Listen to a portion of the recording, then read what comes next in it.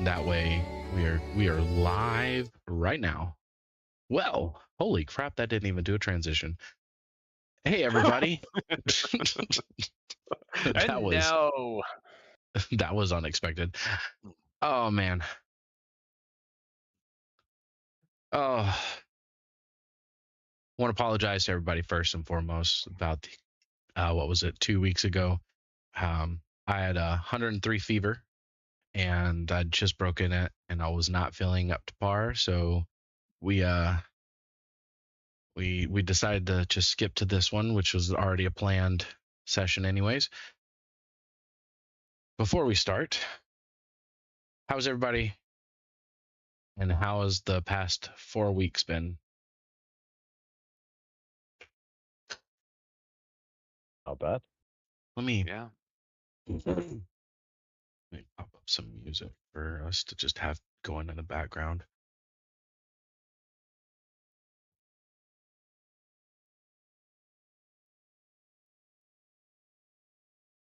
What about you, Johnny? Living the dream. Nightmares are dreams. Remember that. Mm-hmm.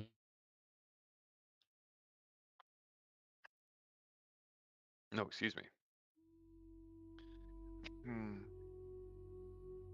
I have got naught to say. Not to say? Yeah.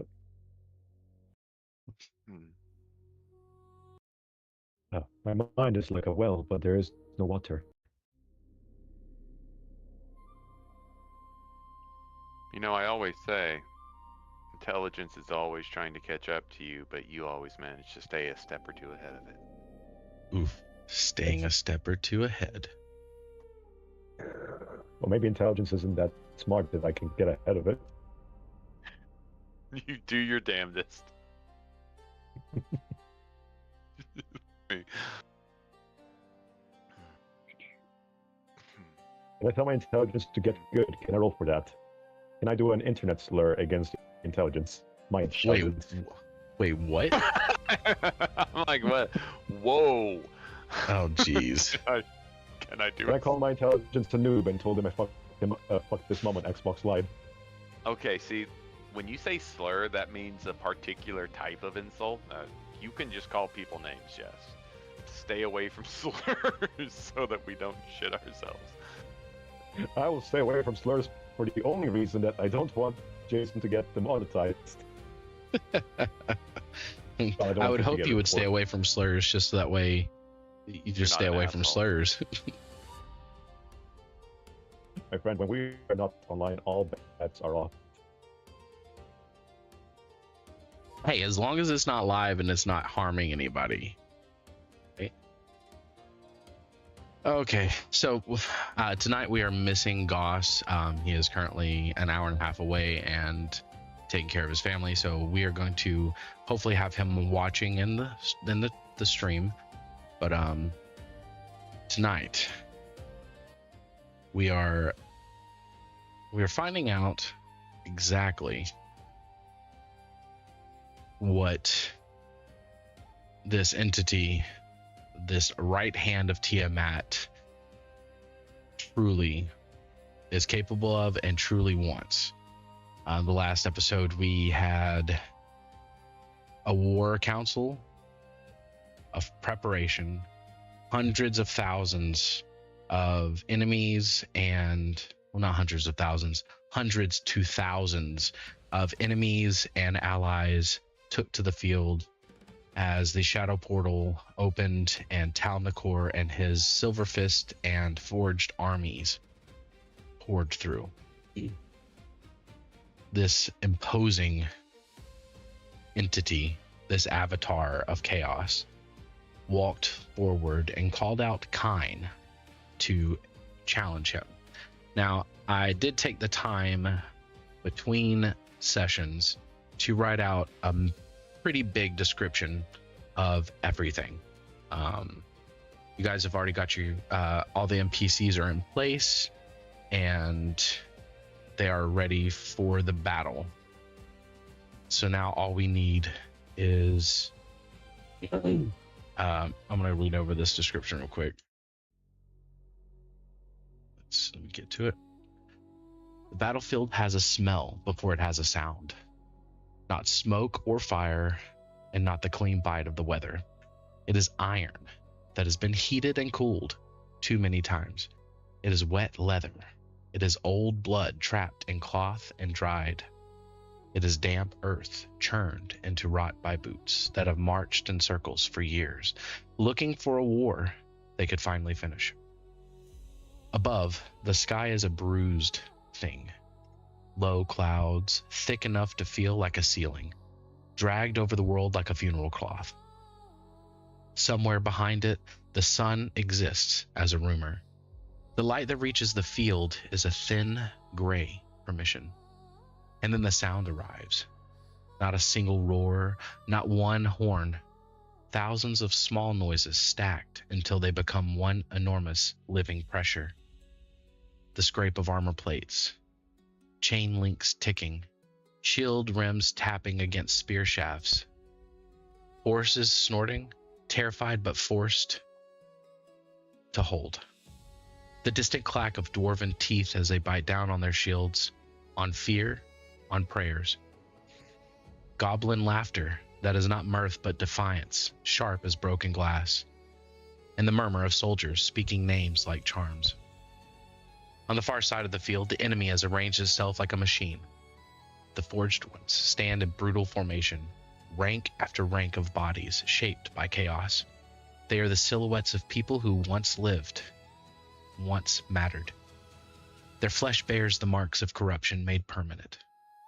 Skin split and hardened into unnatural contours, limbs thickened, warped, or elongated as the body adapted to a power it was never meant to endure. Armor clings to many of them, fused by neglect, rust biting into muscles, and straps swallowed by scar tissue.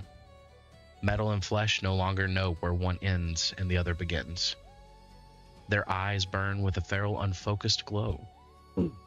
Not intelligence or planning, just hunger, rage, the singular instinct to survive by destroying whatever stands in front of them. Some mutter to themselves in broken half phrases. Others snarl softly, jaws flexing and breath coming in harsh, uneven pulls. Their fingers twitch, muscles coil and release. They are not still, nor are they disciplined. They're restrained only by the presence of handlers and the promise of blood. Behind them and between their ranks march the Silver Fists. They move with precision and purpose, polished armor catching the light, tabards immaculate despite the ruins surrounding them. Their formation is tight and controlled. Every step is measured. Helmets conceal their faces, but conviction shows in posture alone. They stand like men who have reconciled their actions with their faith, like men who have decided that doubt is weakness and mercy is a luxury the world can no longer afford. To them, what marches beside them is not an abomination. It is a necessary evolution. Banners rise above the host, a silver gauntlet on black, snapping sharply in the wind. The emblem gleams in a pale lighting. The symbol should be a promise. To them, it still is. Opposite them, the Allied line is not a machine. It is a living, breathing thing. It shifts.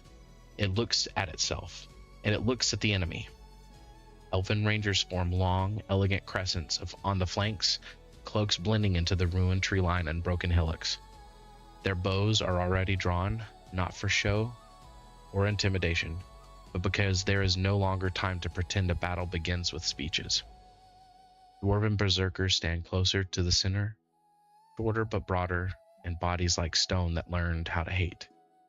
They mutter half prayers to forge gods and ancestors and dead kings.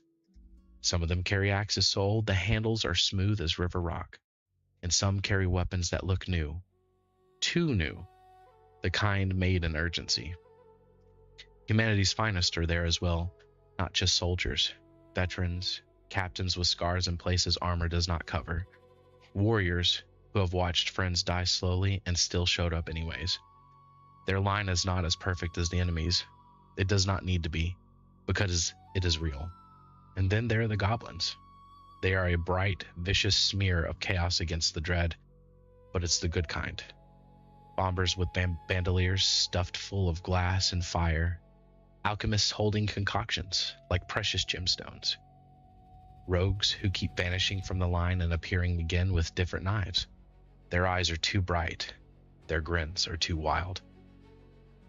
Somewhere among them a goblin whispers to another, "If I die, you get my favorite bomb." The other goblin nods solemnly.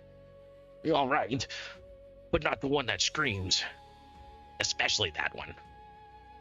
Even here, even now, there's laughter. Not because they do not understand what's coming, but because they do. Because the world is ending, and they refuse to let it take their joy without paying for it. And woven throughout the Allied formation, like stitches in a torn flag, are people who should not be here, but are. A corridor forms through the Forged Ones, as if they were all one organism obeying a single thought. Silver-Fist soldiers step aside in perfect symmetry. Banners tilt, then straighten. The sound of their movement is synchronized, an awful kind of discipline. Something is walking down that corridor. The ground under his feet does not shake, though it should. Anything that carries that much presence should make the world respond. But the world does not dare. He emerges from the shadow of his own ranks, and the field seems to grow colder. But not the temperature, but with the absence of warmth, as if the idea of comfort has been removed. Tal'Nakhor. The name moves across the Allied line like a sickness. It's not shouted, it's not announced. Whispered, as though speaking it too loudly might invite it closer. His armor is a cathedral built out of cruelty. Dark plate, heavy and angular, worked with ridges and fluting that make him look taller than any man has the right to be. The shoulders rise like spires. The chest is carved with layer plates like overlapping scales, as if the armor is trying to remember the dragon it serves. The metal is not black in the simple sense. It is black like a deep well. It swallows light. It swallows hope. It swallows the eye's ability to understand shape and distance. Silver accents run through it like veins, but they do not gleam with purity. They gleam with mockery. And around him, not smoke or mist, but something worse. A thin, crawling veil of darkness that behaves like a living thing. It clings to the joints of his armor. It coils around his gauntlets and licks the edges of his helm. It pulses faintly like it's breathing through him. The right hand of Tiamat. The Allied line tightens. Someone grips a sword too hard and the leather creaks. An elf inhales, the sound is sharp. A dwarf spits once into the mud like a signature on a death warrant. A thick, heavy voice unfurls behind the demonic helm.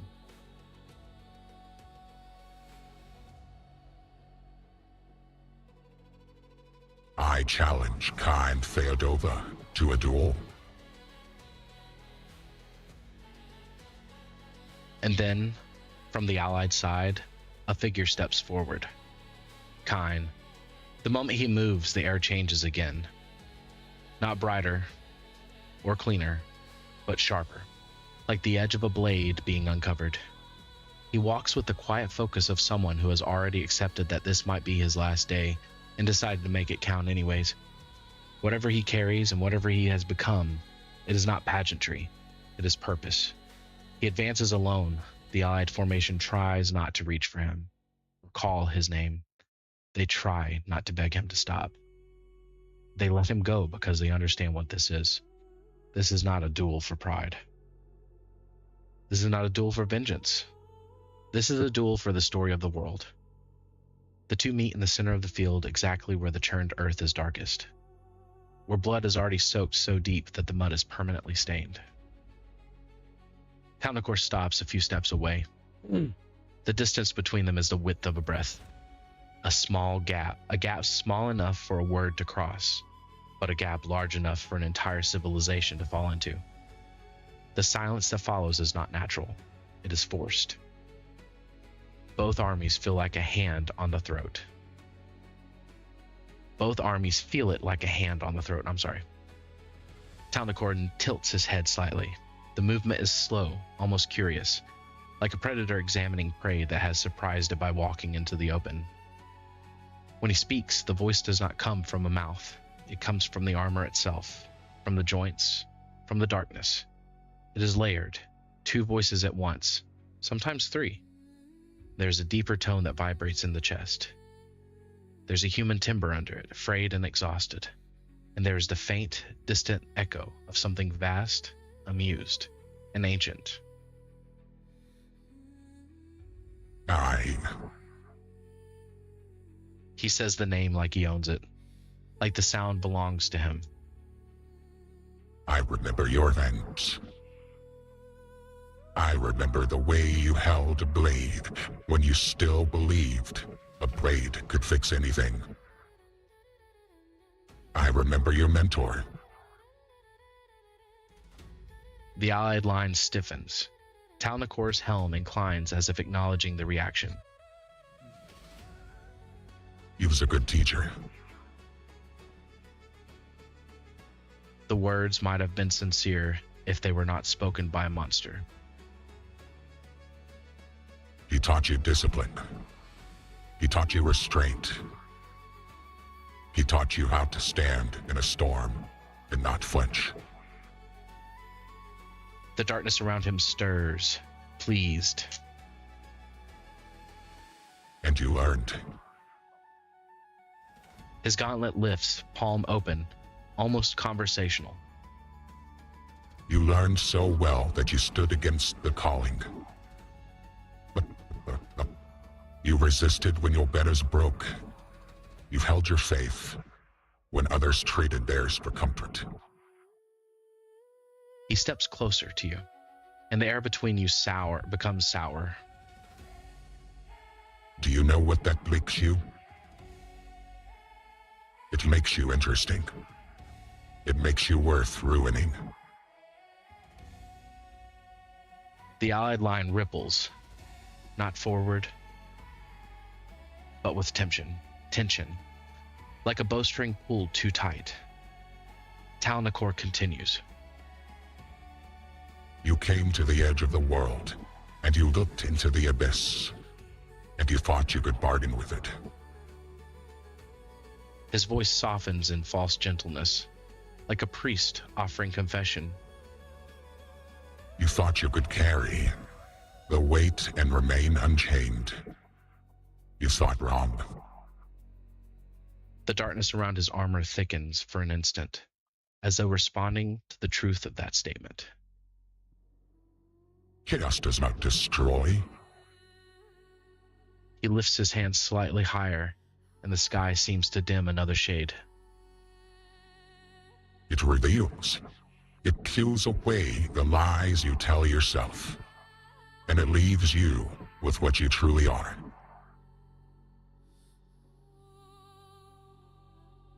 He leans forward just a fraction.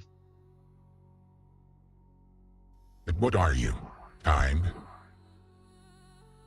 The human voice beneath the layered monstrosity trembles, like a trapped bell. Tal'Nakhor's gauntlet closes slowly, the fingers curling as if he is crushing something invisible. Come. One word. Heavy, absolute. And the moment it leaves him, the battlefield breaks. Not with sound, but with magic. The world cracks. Reality tears like cloth snagged on a nail. The armies, the mud, the banners, the tower and sky, all of it is yanked sideways. Kyne, you feel at first as pressure behind your eyes, like a hand forcing you to look somewhere you do not want to look. Then a sensation of falling without movement. Then the sickening certainty that the world is being rewritten around you. And then the battlefield is gone. The air that replaces it is dead, dry and thin. Cold, in the way a grave is cold. Your boots hit the ground that is not mud. It is ash. Fine, pale ash that puffs up with every step. Coating your armor, coating the breath, and coating thought. The sky overhead is not a sky. It is a permanent twilight, bruised purple and sickly gray, with no sun or stars. The clouds are motionless, as though even weather has given up. In the distance, jagged silhouettes of ruined cities claw up toward the horizon. Towers snapped in half, walls melted into drips of stone, streets cracked open like wounds. Something moves far away, but it's not people, just huge shapes, too slow to be alive and too deliberate to be natural. The wind here carries sound that do not belong to wind. A far-off moan, like metal being bent. A hiss, like something exhaling through broken teeth. And under it all, a low, steady hum, like the world itself has become a machine that cannot be turned off. Tal'Nakhor stands across from you, as if he has always been there, as if this desolation is his home. He removes his helmet, and a very familiar face shows itself. "This," Tal'Nakhor says, spreading his arms wide, "is your future." His voice echoes oddly, the distortion gone. It echoes oddly because of space and because the land itself repeats it like a prayer. "This is the world when the last oath breaks." He turns his helm as if he places his helm on the ground and then admires the ruins. "This is what remains when hope is exhausted." He points, and your eyes are drawn to a distant structure. Cathedral, or what used to be one. Its spires are broken, the stained glass is gone.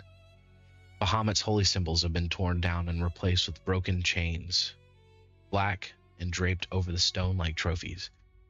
Beneath it, a line of figures kneels, not praying, but waiting.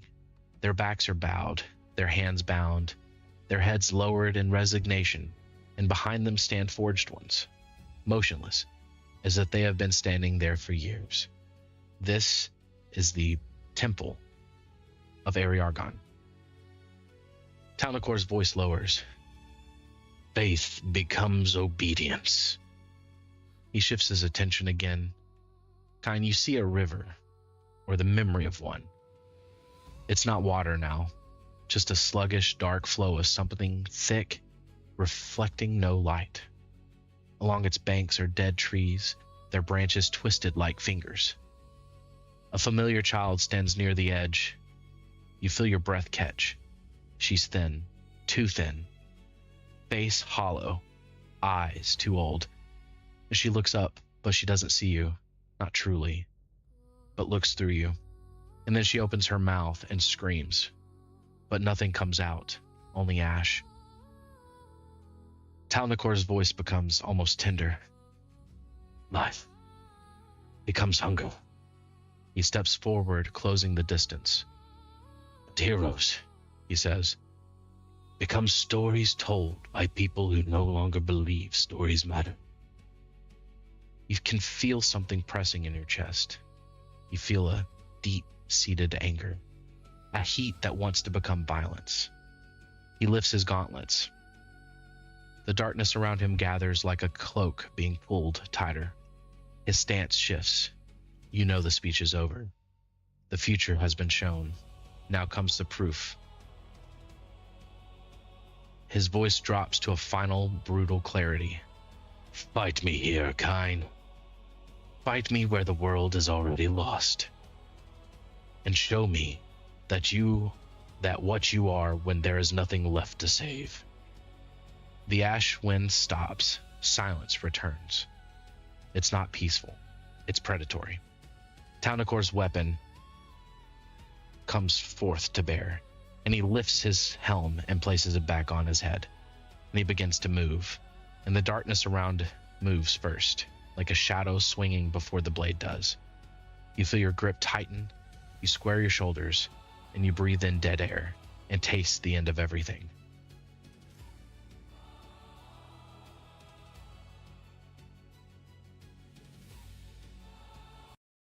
There we go. Oh, and I'm going to do what? No, go ahead. I'm going to move you to the scene. Actually, I'm just going to move everybody to the scene because so they can watch it too. No. You scene. I'm going to pull you to this scene. And then I'm going to pull And I was the just game. pulled into suspension. You were pulled what? He just Anime got reference pulled there. into his domain. Yeah, that well, and Wujud reference as well. Yeah. Yes. Jujutsu Kaisen. You've been Jujutsu Kaisen to here. Got the main expansion and Infinite Depression. Sorry that was long. It was just I wanted it to have an epic tone to it. Don't apologize. Story rolling. Do what?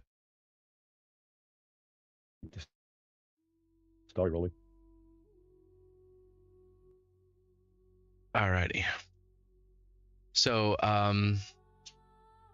Moon and Niklaus, you both watch as this dark armored figure steps forth, challenges Kyne, has a speech, and then both him and Kyne disappear.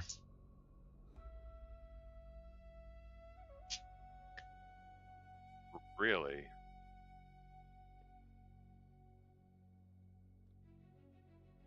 And you Okay. see the enemy forces, the front line, kind of look confused. And your frontline allies look scared. Right. So he's sitting here. There's this big epic thing. There's like, I assume we see some sort of shimmer of chaos, and he is just taken. Like we're looking for Liam Neeson to show up at this point. Pretty much, yeah. And then everyone's like, what? On both sides. If it was us doing it, the other side would be scared, but since their side did it, they're not scared, they're curious. All right. So at this point, I was hoping to taunt that guy before they left. Realize him. But, And looking I like don't I'm going to have. to... Oh, go ahead. It's like it looks like I'm just going to have to. I guess is there any suspicion that what I do here is going to affect that guy in any capacity, or are they just off in their own little universe? Like do we have a battle to fight here while he's off fighting his battle, or are we just like hanging around doing for call? Do you want there to be a battle? What is the other side doing? Like they look confused. Yeah, they weren't expecting their commander basically to disappear. So they have a significantly smaller force opposing them. But they also don't know that they don't know the ferocity of the Dwarven Berserkers. Yeah. I mean, I don't want to start a fight before a fight needs to be started. I guess based on what we were talking about previously, that I'm trying to gauge if I should wait until he comes back to finish what I was about to do, or if I should just initiate immediately. Is I guess because I don't know at this point. Well, I mean, All right. Well, I guess I'm going to bolster our side. I'm going to attempt to. Where is Klaus? These things are so small. There he is. Thank you. Oh, I cannot. The game is paused. I guess. I will walk up to Klaus and go. I'm gonna wing it. Bear with me. And at this point, I'm going to cast Summon Dragon. And Klaus. I need you to entreat Bahamut on my behalf, I'm going to attempt something that has not been attempted for God, I don't know how long. All right. So I'm going to try and summon Dragon, and where I can, I am going to insert like the name of Bahamut very loudly as I am casting this spell, but I really don't know how that's going to translate because I have to cast the damn spell with whatever words the spell requires. And I'm going to start praying to Bahamut. Alrighty.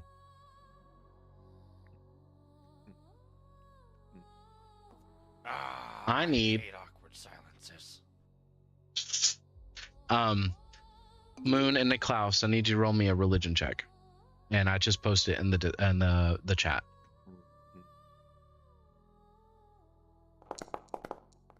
That's not bad.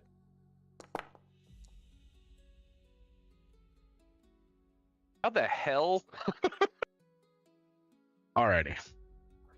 So Your religion check is absurd.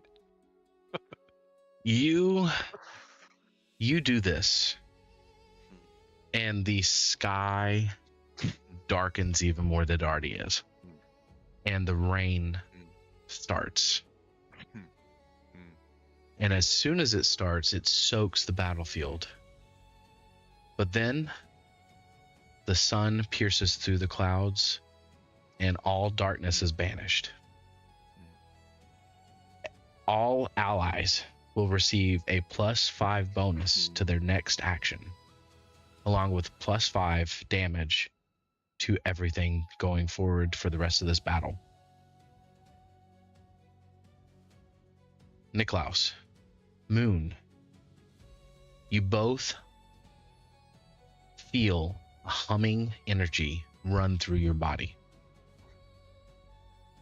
And on your forearms, both of you, a silver crest appears in the shape of a tribal dragon tattoo. Moon, you hear in your head, I never expected a child of the snow to call forth one of my own. Use him well. And as soon as you feel that, you hear a roar coming from the sky. And it's terrifying. Like, the enemy... Like I've never felt dragon fear before, right? You've never felt this dragon fear. Exactly. But the enemy also is shaken. And from the cloud swoops. Hold on, if it'll. Holy shit. Rather huge dragon. And it crashes into the ground. The flames boiling from its mouth. I am going to give. I want to see if I can give you access to it. I wish I could give access. How do I give access? Display name hovered by everyone. Link actor data. No. Now I know that. Jesus, I'm trying to. Okay, update token. But I want to give you access. How do I give access to it? Anyways, you now essentially have an adult red dragon as an ally.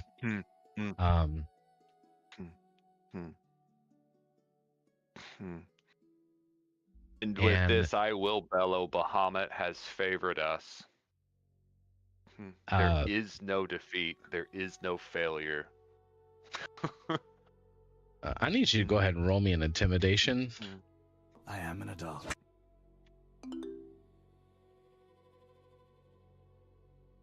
Keep saying I am an adult or I need an adult. That is not my best roll. You still beat bad, the but it's not DC. You have demoralized the enemy lines, even the forged ones who normally don't show fear. You can see a glint of fear behind their eyes. Now you're making me want to save them. Fucking hell. Now back to the. We're going to switch back over to Kyne and Tal'Nakhor. Kyne, you stand in the ruins of Almeria. You stand in what would happen if chaos truly takes back over. Your mentor, your old mentor, stands across from you. I'm going to turn down this fog effect because that is a lot.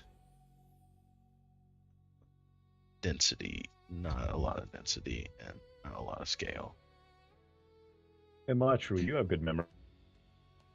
Right? Do you remember what is the name of that fucking movie where all dogs go to heaven? Charlie?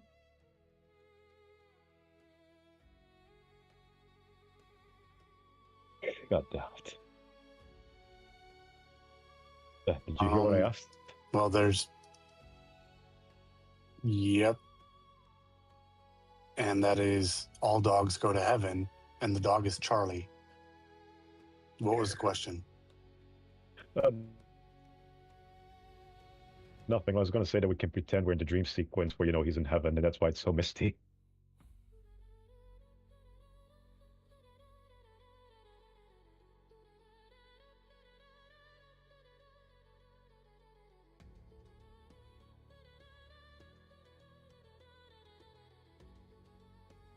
Are people talking, or is my ping just so that bad?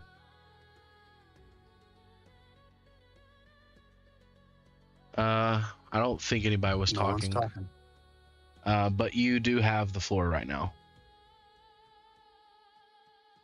Oh, all right.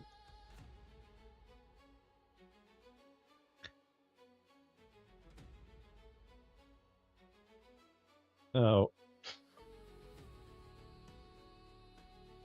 or Lucius, did I say? Did you expect and react after this revelation? Because moving between the voices, do you guys like me using the voice changer? I like you being engaged with your game. Okay.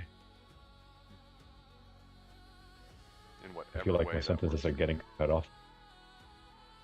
That name holds no more value to me.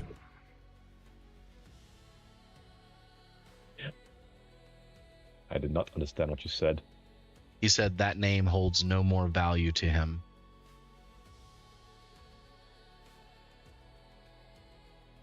What about what I said after? He didn't Or he did didn't that not come respond. through? No. You said, what did you think would happen? How did you expect me to react from this revelation?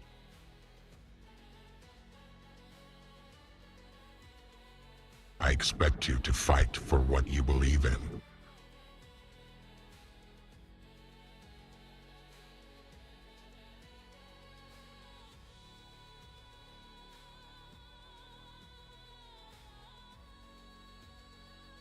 I don't believe you're Lucius. I believe you're something that is wearing his face.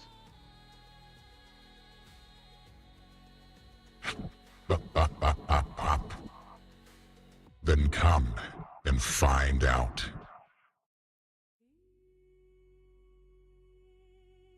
And he draws his sword. Of course.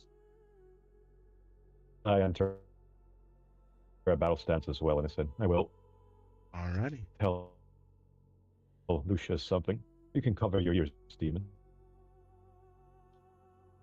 You once told me that a man spends his life fighting himself. He's never strong enough or smart enough. Not as tall as he'd like to be. Funny as he would like. His shortcomings turns into shadows and demons that until he decides that if he falls into the abyss, he will take as many people as he can with him. That's fate. You made me see when I was happy to go blind. Where? You cut out quite a bit on that one. Lovely. I hate my wife. Oddly, I got most of it. I got a little bit of it, but Would you say any of it was inspiring?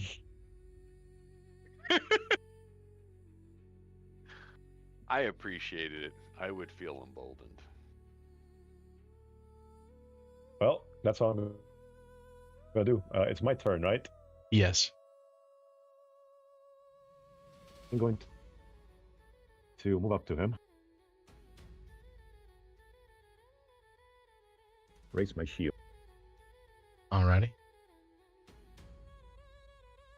I said raise my shield. Mm-hmm. Raise my shield. Why isn't it doing it? I guess I have to click this. Did it work? Raise it higher. Work? Yes, raise it higher. Why did I click this button instead? Here you go, Yep. that button worked. Okay, All right. and then I'm going to smack him with my spear. Alrighty.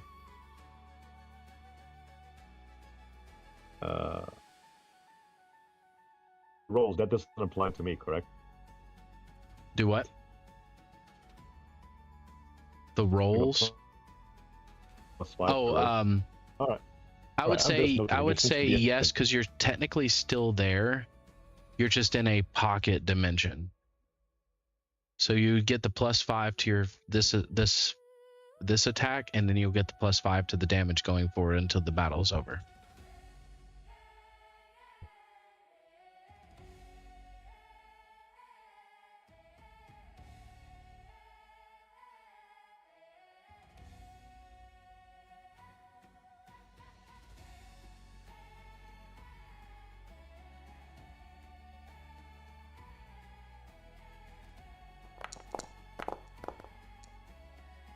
Wow.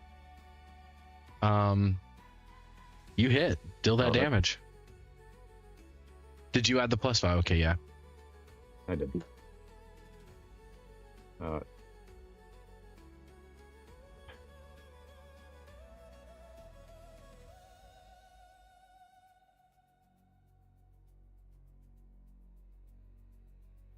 But I just add the +5 to damage as well. Yes.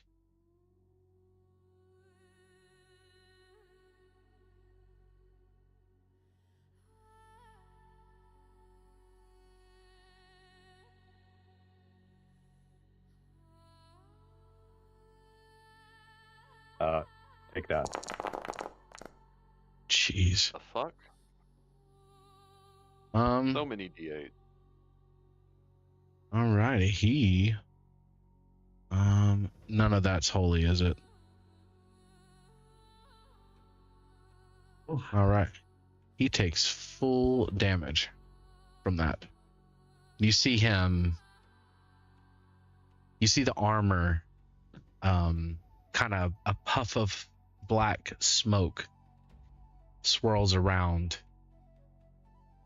like in fear. Was that was 2 actions? Oh yeah, you moved, raised shield, and struck. In my turn. All right, his turn.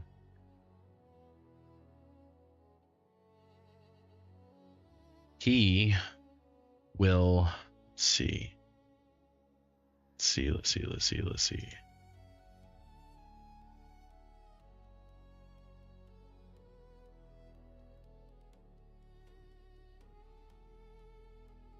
see. He I want to. too. Oh, go ahead. Too late now. Oh, okay. He is going to raise his sword.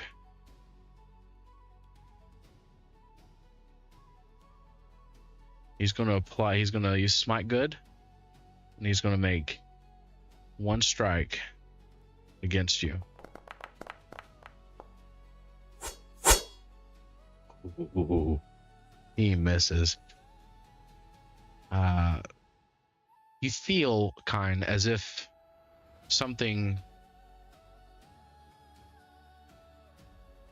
kept you safe. Where's this character sheet again? Okay. And then one last attack.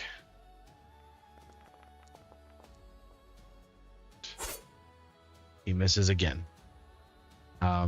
You feel the air around you kind of takes on a silver sheen. And now it's your turn. Cool. Is saying things a free action? Is saying something? Yeah. Yeah, you can Same speak. thing, a free action. Yeah, up to 6 seconds. Sacrifices himself to protect others. But who protects the hero? This time, I'll be the one who pulls you out of the abyss. No spear.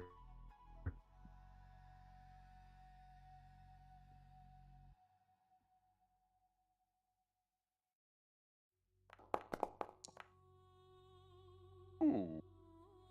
Nice. Ooh.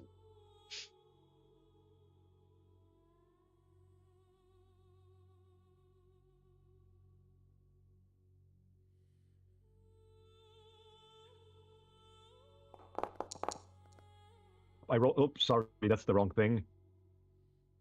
That's me bashing him with the shield. Sorry. On the thing, you can click damage underneath the attack.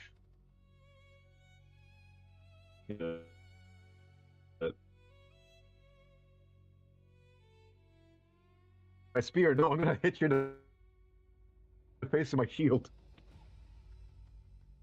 See it coming.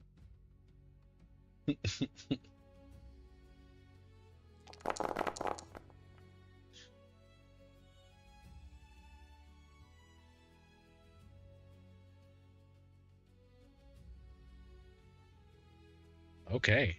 When you hit him, he does not like this. That hurt quite a bit. More of the black smoke escapes from the armor, almost as if it's escaping the pain that it's feeling. He makes no sound.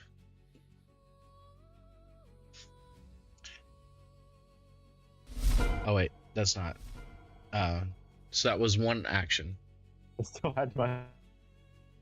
Yeah, it's. I don't know. I clicked the button on accident. Only the first attack of the round has a +5, right? Or is it every subsequent attacks as well? Subsequent. Oh, okay. Okay, cool.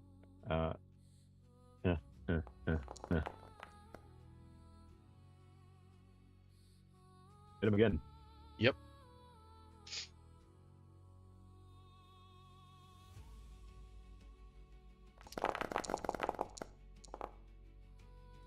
Cheese and crackers, dude. What the hell are these actual numbers that you're rolling? It's the Mist Force B.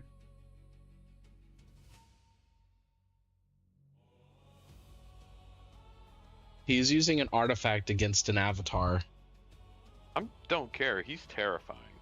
That's like all of my hit points right there on the screen.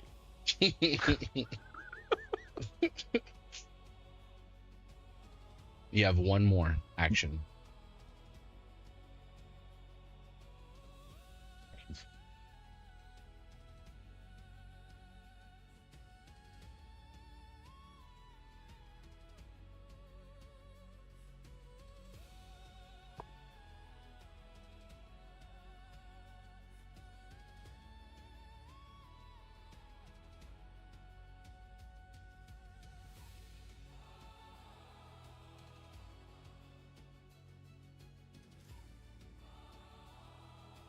What'd you say you were gonna do? Oh, I think he popped out of the Discord. I think he might be in the audience.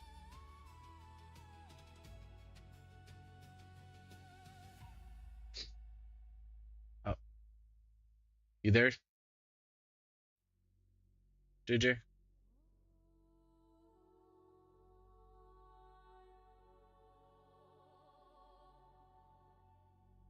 There we go.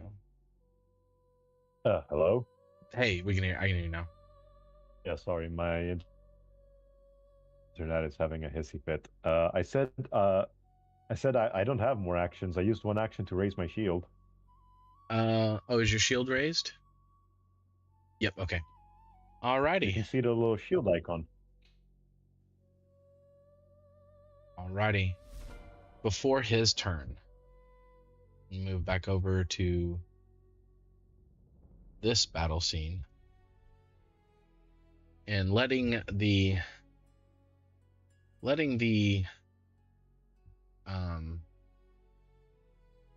audience see what truly is happening over here. So, Moon, Niklaus, you now have an adult red dragon on the field before you. Do you want to make the first blow, or do you want them to make the first blow?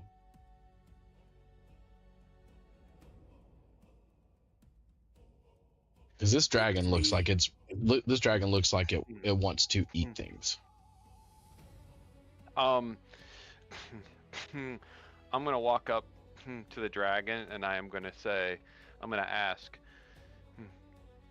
do we start this, or do we just wait until they get the courage to face you? I have went Practically yelling it because he's like 70 feet above me with that big ass head. But I have went too long. because you said he was huge, right? Yes, he is huge. He is 3 by 3 squares.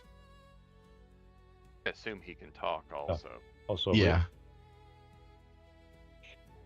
real quick, DM. I'd like to remind you of the 10 laws of Bahamut. I believe the red dragon is the red law of justice, correct? Mm-hmm. Excuse me, sorry. Okay, well, I can already guess how he's going to talk then. Oh, I already. Yeah. Tell me if this voice change goes through. No.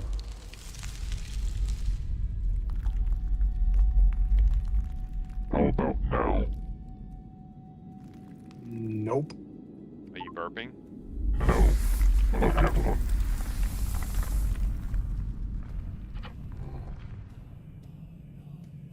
Hold on.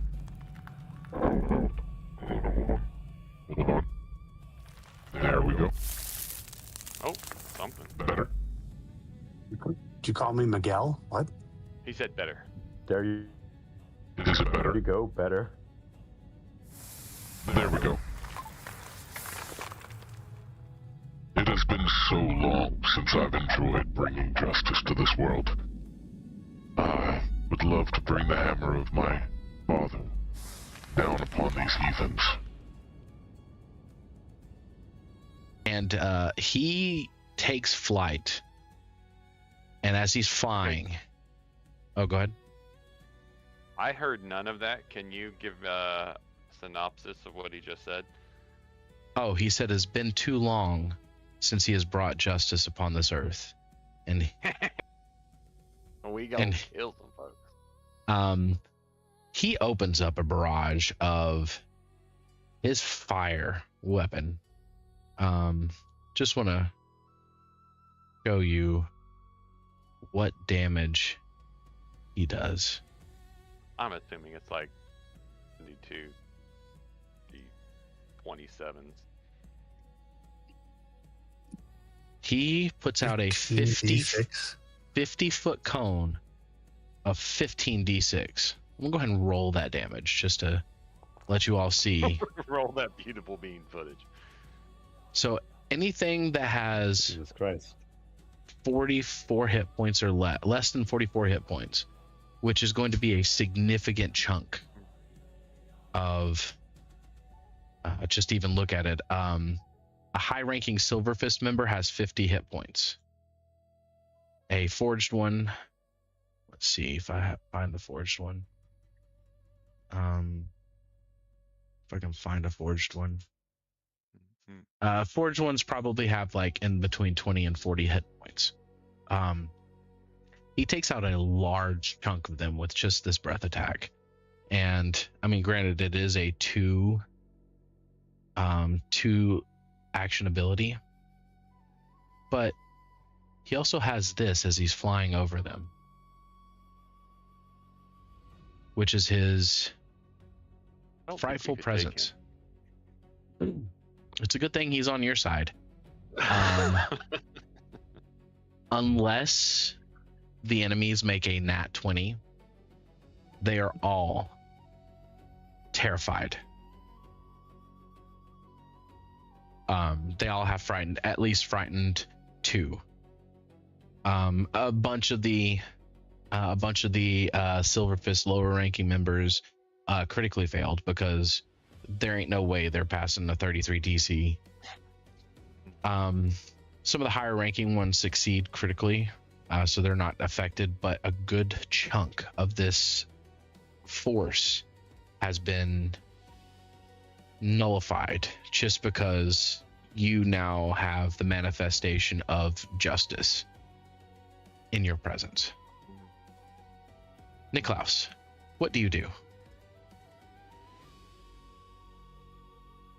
I can't see anybody on this map. Well, for me to put over 1,000 tokens on the field would bog everything down. This is where theater of the mind kind of employs itself.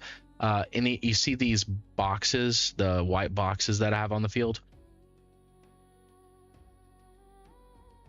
If you I do zoom not out see a little white bit. boxes, but I'm assuming you mean up near the path here. Yeah. Yeah, I don't actually see boxes. I just see the path. Okay, I you might do not see see one box up there. basically along this Oh, I path. see one way over here. But basically along this path right through here. I'll just do this too real quick. Okay. The forces are massive. There's at least 1,000 or more entities in this area. A good chunk of those are dead, because if you think 5, 10, 15, 20, 25, 30, 35, 40, 50 from he would have flown closer. Just to give a perspective, it would have been a cone like this. Not that long, but like it was a pretty big cone. So a good chunk of people are dead. Not significant, but enough to cause ripples in the enemy ranks. So Niklaus. Okay. Well, if we are doing this thing, I'm going to turn to our nearest goblin friend and say, bombers at the ready, but mind our friend. Then turn to Moon and say, let's march. And I've got how much speed?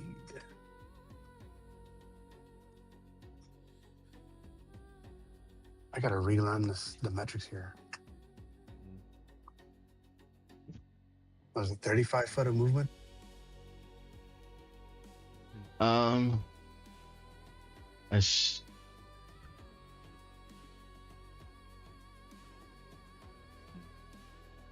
think you have 25 foot land speed.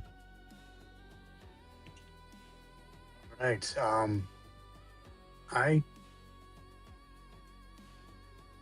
Wow, I don't know what you're doing there. Measuring. Oh, that's Moon. Yeah, I want to move 25 foot up in this direction somewhere.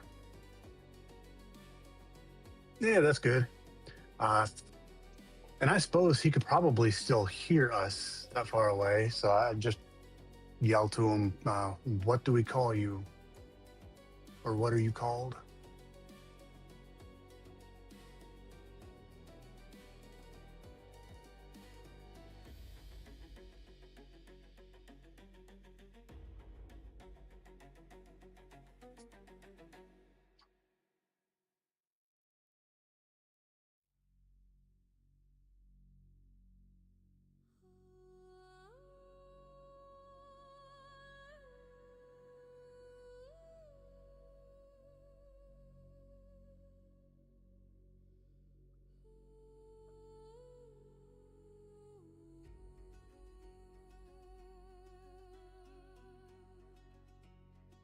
Y'all still there, or did we lose you? I hear you. Oh, I I'm don't sorry. hear I sorry, I was muted. His name is Varathian, and he's like, I was called Varathian, the Ember Sovereign.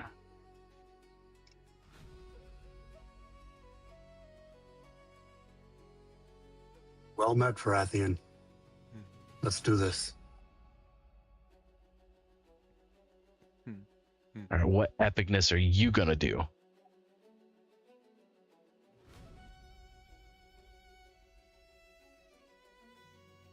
I'm too far away from anybody to do anything right now.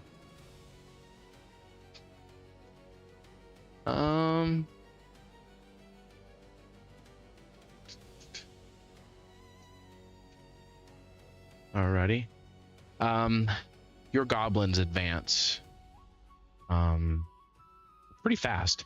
The elven archers just let loose a stream of arrows, and the dwarven berserkers kind of like,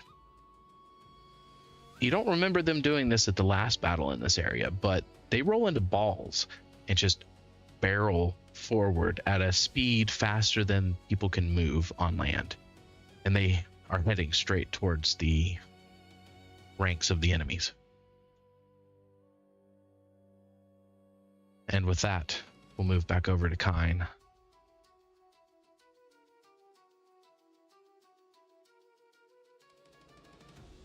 Kyne, it is Tal'Nakhor's turn, and he did not like any of those 3 hits that you gave him.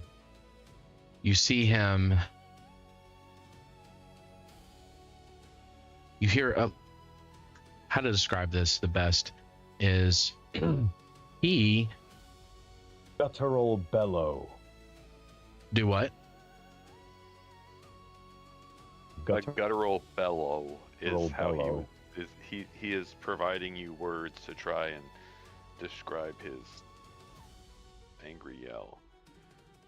You twist the prophecy in your favor, which was there. He will not necessarily a guttural bellow, but he will growl deeply, and you see the shadows around him coil, and he blinks out of the spot he was in and blinks to there, and he points his fingers at you and he snaps them.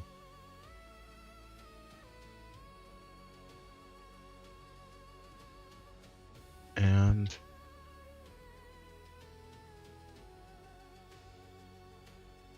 Ignition. I need. He is going to do. Make a spell attack against the target. He is going to roll it against your attack or your armor. He is going to critically miss. He is actually going to turn around and use Prophecy's Pawn. He's going to re-roll that attack. Okay.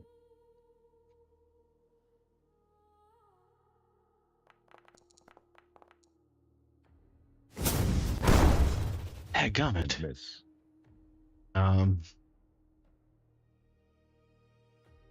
it happens to everybody sometimes. Damn.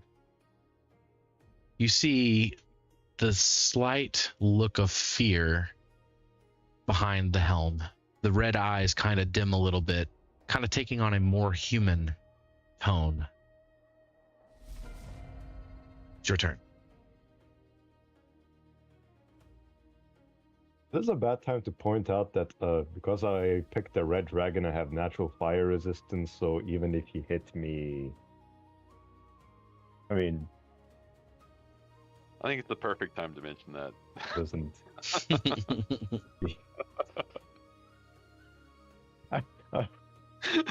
My character clicks his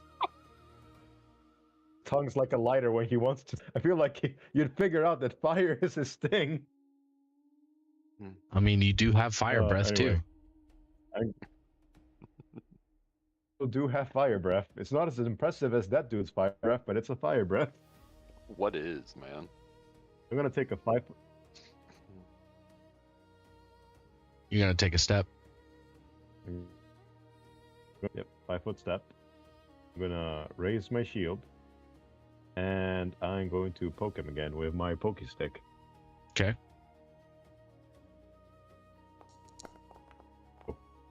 Here's Jesus. my pokey stick. Oh, thank goodness. I missed. Barely though. What do you mean? What do you mean? Thank goodness. That's the end of my turn. I think he wants the fight to go more than like 2 rounds of you just slapping the shit out of a big bad guy that should have been a party fight. Yep. This is an absurd scene that you have going on in his shadow realm. And I am digging it. How so? Why is it absurd? Yeah. Are you not looking at the numbers that are coming out of this fight? Oh yeah, I am. I'm kind of. I don't want him to die. Like it's they're real high. Super. The worst part about it is that because of Supa's add-on, the more HP a target loses, the bloodier the token gets. And from Yeah. past experience, I can admit that I've already got him past half health. Yeah.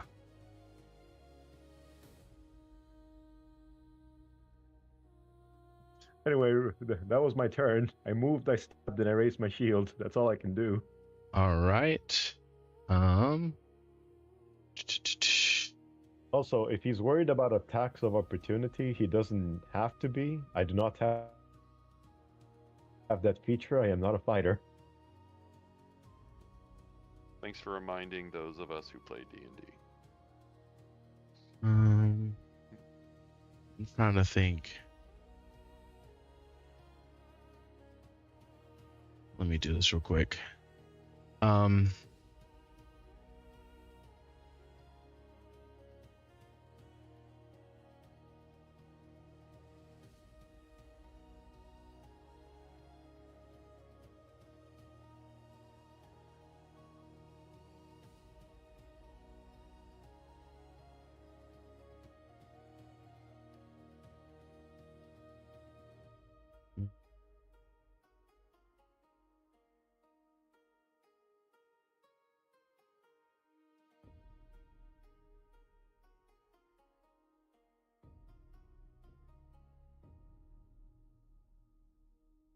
Let's see.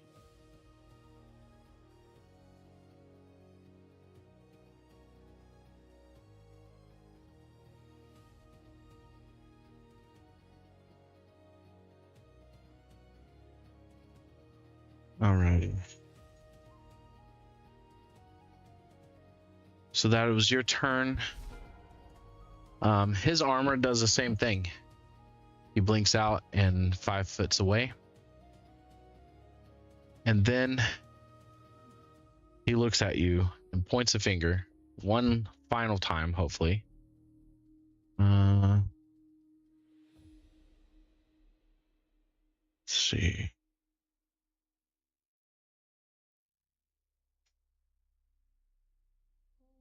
No.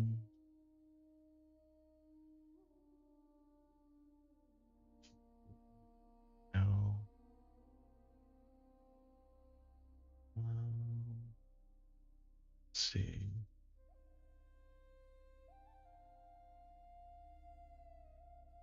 It's not letting me. It's not letting me.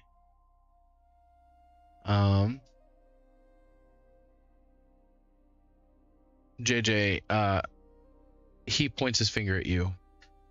Countless tears in space appear in the area, like hungry mouths. When this spell is cast, and the first time each round it's sustained, living creatures in the area will take damage unless they pass a reflex save. So can you see that on the screen? Yeah, I can see the thing that says reflex. All right. Go ahead and click that. Does that mean they need to do 2 reflex saves? No, just one. I accidentally double clicked it.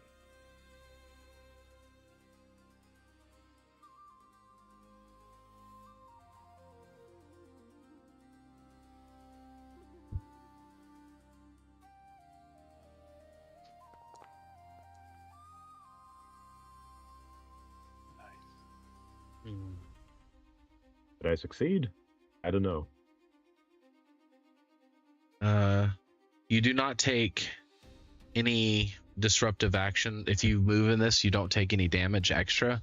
But I'm trying to get you. I need to do this. I am an adult. Jesus Christ. I need you to make a fortitude save.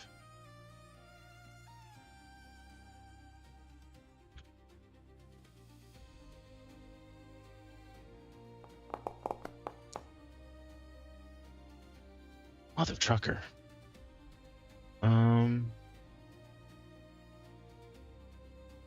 You don't take anything.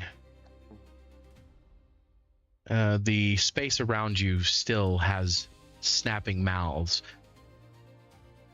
as if it's trying to eat through your armor. Oh, okay. I'm going to move in your general direction, raise my shield, and keep poking you. Okay.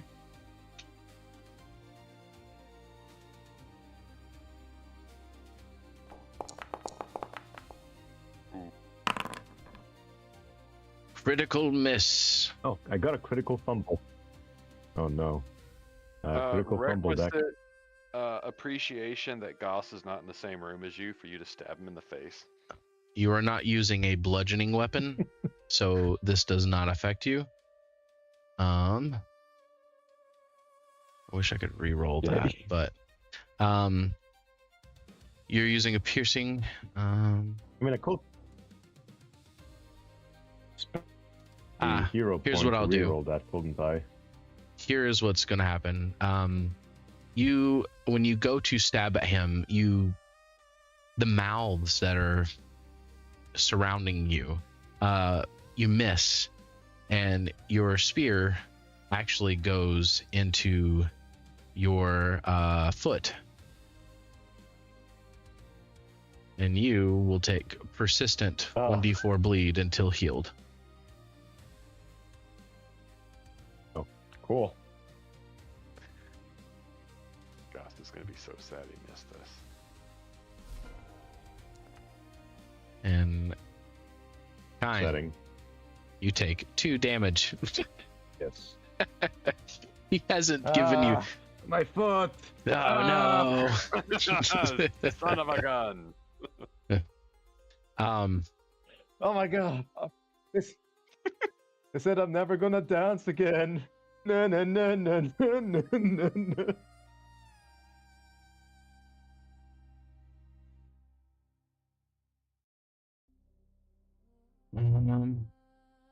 Yeah, it's not giving me spell. Let's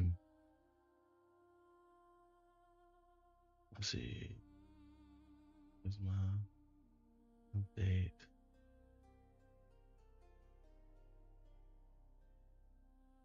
Just hovering over him, because when I do, I get a drop-down menu, and that's what I've been using to do all my actions. Yeah. Let's see. Create. Can I give him spells? Okay, perfect. Actually, no, I can do this.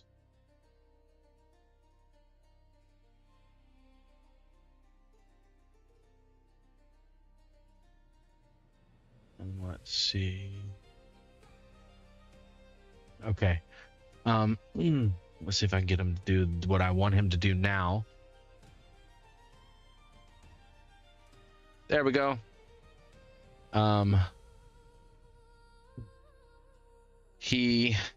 You said you don't have attack of opportunity? Oh, you have retributive strike, so Because I can only use that when one of my allies is being hit. I can defend them and hit them. So I can't really hit him if he does this. Okay. First. Wow.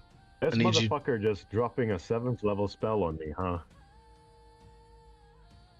I mean, he is level 15. God. But I need you to click that reflex save. Will do, Captain.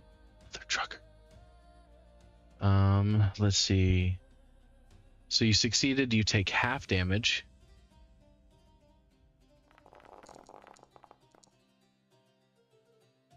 And do you have any resistances to cold? I automatically if it did, and no, I do not. You automatically did? Let me just apply the selected damage. I applied the damage to myself. Okay. That hurts. And that was a 2 action for him, and now he is going to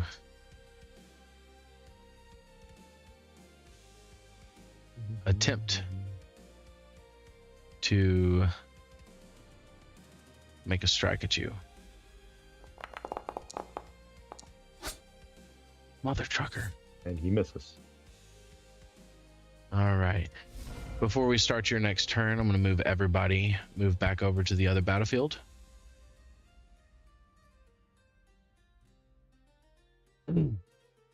So, your goblins have advanced, your elves have loose arrows, and your dwarven berserkers have charged into battle. The dragon is flying overhead, screaming and laughing. You can feel the happiness that he is free to spread his wings and the accomplishment that he is bringing justice to this world. Moon, Niklaus, what else do you do? Oh, and all the other allies and stuff have charged into battle as well. I want to find the densest population of people who look like they are strong. I have about a 500-foot range on my upscaled 5th level ice storm through the glacial sphere. Mm-hmm. So it's going to be additional damage. And I am going to yell for Bahamut and for justice. What is this dragon's name again? His name is Varathian, the Ember Sovereign. Okay, that is, I'm going to write. And it's Vyrathion.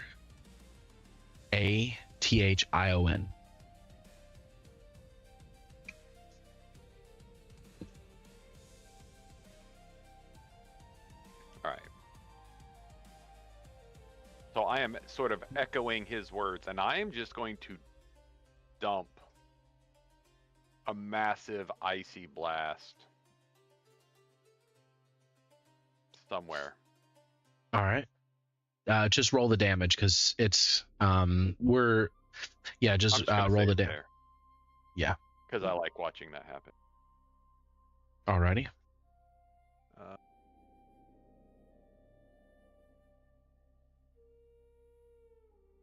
It is cold. Oh, there it is. Let's do this one. Ha.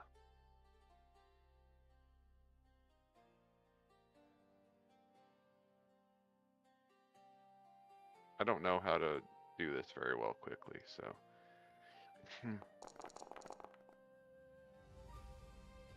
All right. Hey, I'm like a dragon. You take out about 33 with that. The other portion of that 100 only took half because they succeeded.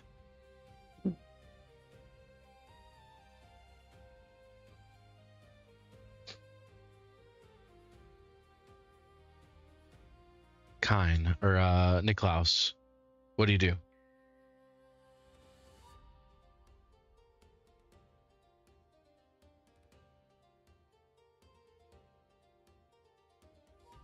First off, I find the unmute button. Secondly, I don't have anything that is nearly AoE, so I am going to, if you'll allow it, I've got Radiant Beam, which does a 20-foot line is its area. So I assume that still an area effect would go through things. Yeah? Yes. No? Anything in that line. Yeah. Okay, I am going to target other nice group of people, if I can get them somewhat lined up, and cast Radiant Beam. Alrighty. Looks like it's a DC save, and then 120-foot line, and roll for damage. So, with no actual target, how do you want me to do this? Just cast it.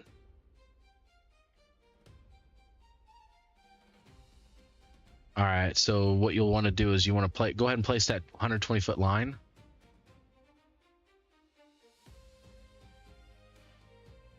It's not quite how I wanted it rotated.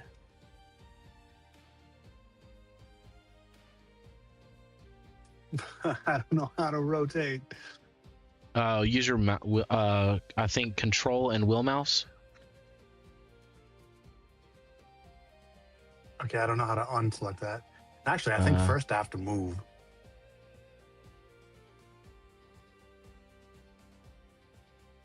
Hold on. Tile controls. How do I? And now how do I get your tiles?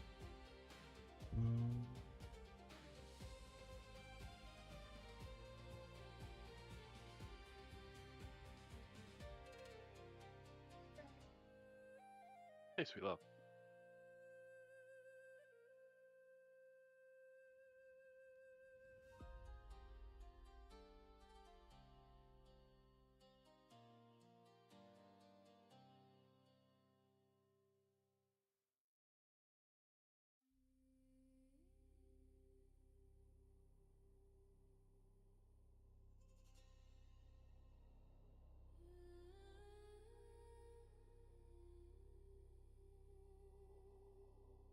Hold on, I have to do this very carefully because it's not letting me.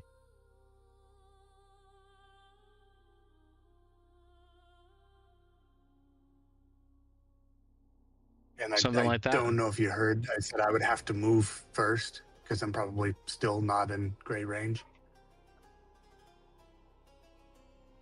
And so yeah, just move me 25 foot forward and set that line. All right. And now Yeah, you would just go. roll the damage. Okay, because it says it requires a save, so I don't know if you needed to. No. He's doing bulk saves. Yeah, I'm doing bulk saves. Okay.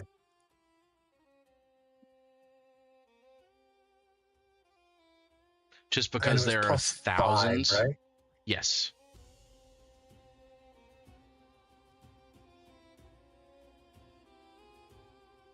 So, base dice, untyped. No, not acid. How do I add 5?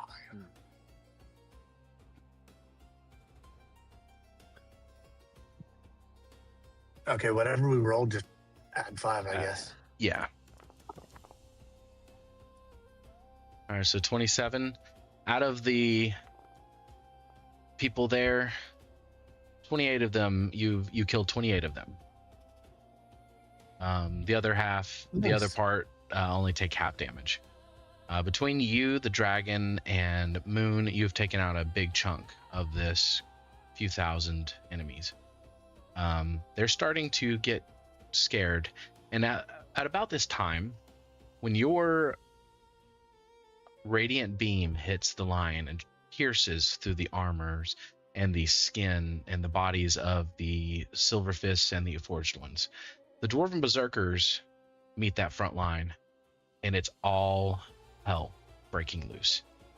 You see bodies flying in the air as these dwarf-sized cannonballs roll into the enemy ranks, and it's like a scene from a comedy movie cartoon where bodies are just flying left, right, and center.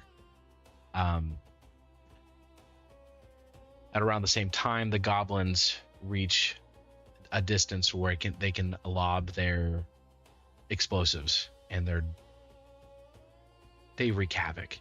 You hear the gunshots behind you of Pilfin and various other allies. You have Pilfin, you have surprisingly, who else? This Mephisto, not the sexy bunny girl with a gun. Put the name there. Somebody changed the name of this character to Sexy Bunny Girl with a Gun.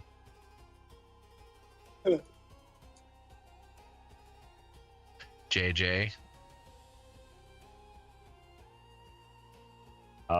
That's not me. If it was me, I would have happily taken credit for it.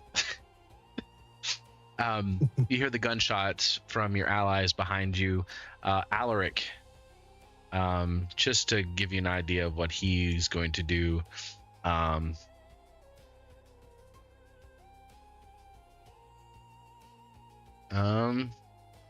Actually, he is a transmutation master, so you see him cast 2 spells. This one, Moon, you'll probably recognize it if you want to try and attempt to do so. Yep. That will be a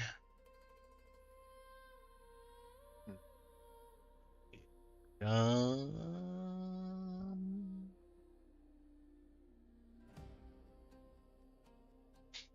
be a knowledge arcana or an arcana check. Ugh. All right. You know the spell that he's casting is called Physical Boost. He applies it to himself, and then he casts Shifting Form, and then he charges. And this dude moves fast. He catches up with you, Niklaus. And you see him running on all fours. So you have a automaton mage charging into battle. His body has taken on a almost canine appearance. He has claws on the front of his hands, and he is charging into the battle. And those with the others, you have like with Alistair, Gyrus, Reese, Jacoby, Catherine, all your friends basically start slinging spells, slinging arrows, or charging into battle. You're all bolstered. This is becoming an all-out brawl. Some of the Silver Fists have actually basically tried to wade into the fight.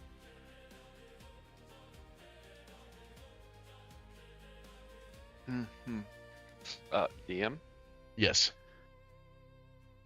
I had forgotten to add one part to my lobbing of justice. Uh-huh. And that was to unfurl my 5 tails and use them to control the magical circles that were casting the spell.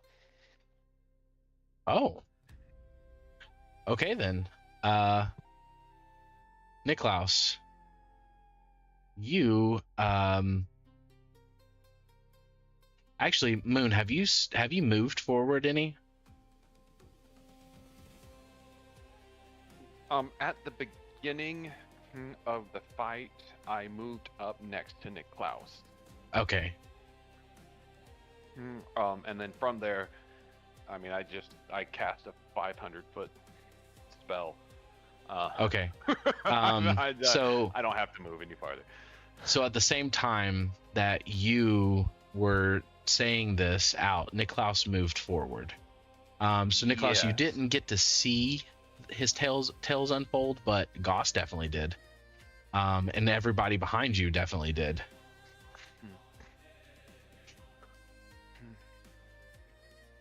A few of them have a few sharp intakes of breath.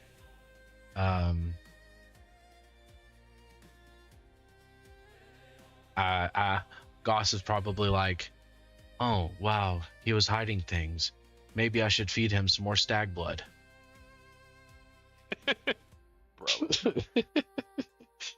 Bro. All right, then. So you basically have let your human persona dissipate, and you are now 9-tailing it up. 5-tailing. 5-tailing it up. All right. When I hit 10 tails, that's when it gets fun. All righty. Do the ears pop up as well? Yes, I'm in my Oh. hybrid form. Oh. You are full on isekai furry. Yeah. I am. In fact, probably Catherine and I are not much different at this point. But she's only a is she a cat? Yeah, she's just a cat folk, so she has 1 tail, you have 5. Well, yeah, I mean, of course I'm prettier, but I have the fluffy tails, not the stupid cat tail. Sorry if you're listening. Alrighty. So you have basically unveiled something that you have never shown the party. For many years, yeah.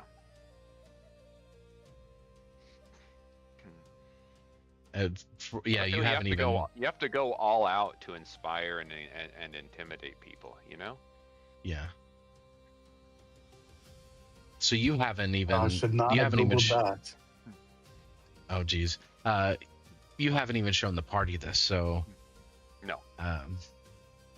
Now we're back to Kyne. Kyne, it is your turn. You have a shadow bleeding entity in front of you.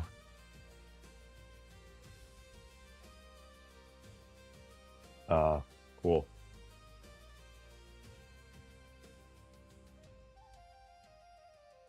My strategy changed in the slightest. It doesn't. You just pokey. And I mean, all my abilities is protect my ally, heal my allies. The only offensive thing I can actually do is poke with my spear. Yeah?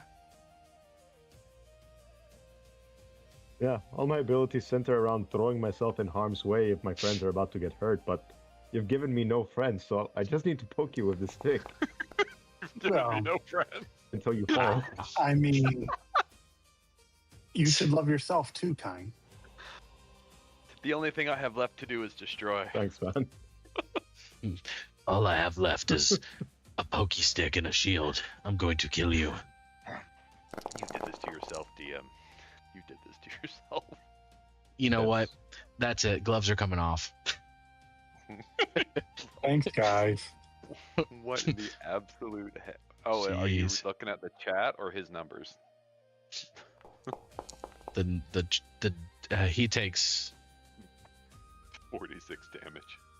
Oh, I missed that time. Okay, good. I can't have the main bad guy die in like 4 rounds. He's a dump truck of a person to have taken this, 200 hit points? Yeah. Holy. Alrighty. It is his turn. I'm just waiting. I'm just waiting to roll a natural 20. So you see the smoke from this body tighten and become dense around it. An actual physical manifestation of shadow is pouring out of Tal'Nakhor's body, and you see the areas where the leaking smoke was, the smoke stops.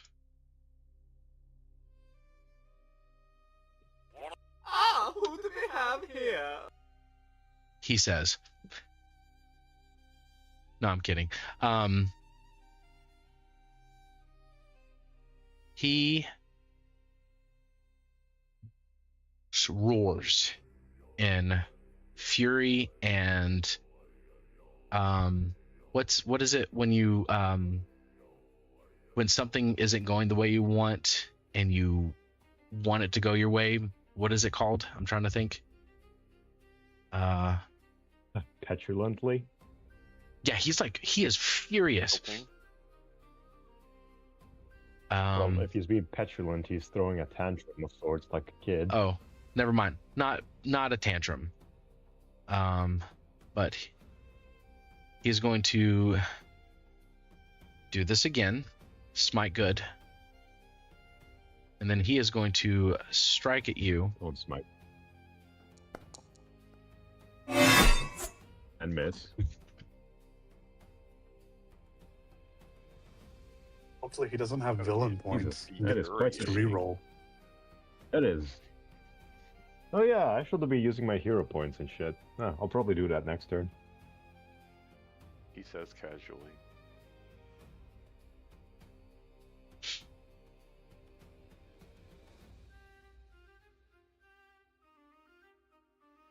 It is okay, here we go. He doesn't necessarily have hero points.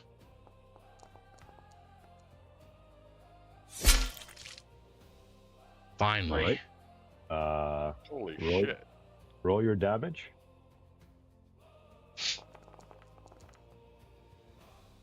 I'm going to block that with my shield using my reaction.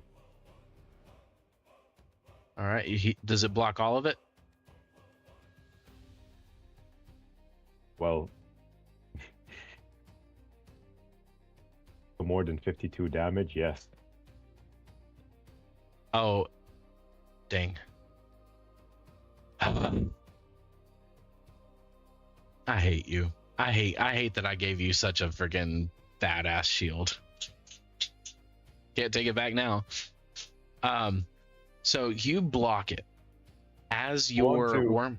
You want go to ahead. talk about? Sorry, I was gonna go say ahead. if at some point you want to talk about like, oh, Kyne loses his weapon or his, oh, the shield needs to be used by the true champion of Bahamut or some point, we can If talk it's about overtuned, he's open for discussion. Yeah. However, that. what Yeah, you do that's see basically it.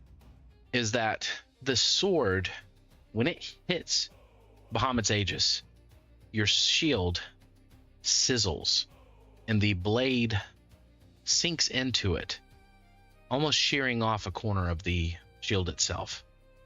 When he pulls it back, the shield itself kind of seems to ooze a black liquid before it disappears. You now have visible damage on the shield. Its deflecting ability is reduced by 5.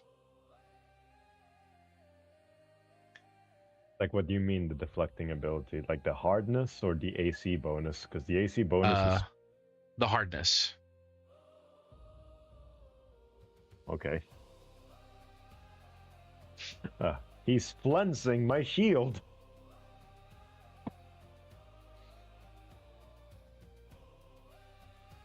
So your shield is now down to you would drop your shield's HP by 35. So 150 minus So my 35. HP. Your shield has 150 HP. So right next to your armor class, Yes, that and a hard, that yes, and a hardness. Yes, and a hardness of 52. So are you lowering its? I don't get. I can go ahead and lower the hardness for now. We just need to remember that it was 52.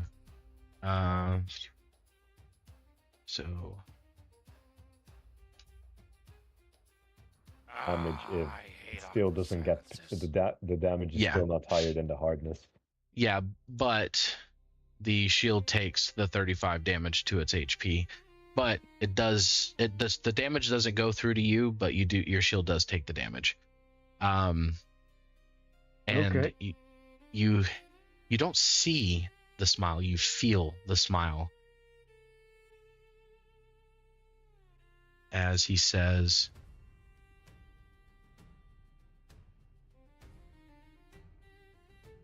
Little by little, your faith will corrode. did you catch that at least?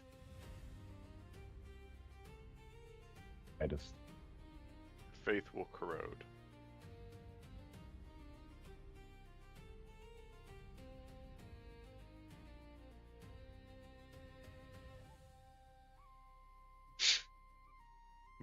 Fiddle. And that is his turn. Your turn.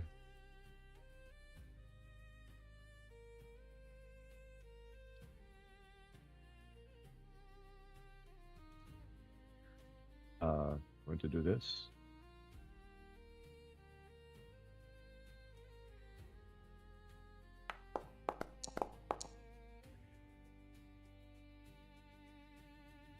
Going to hit you.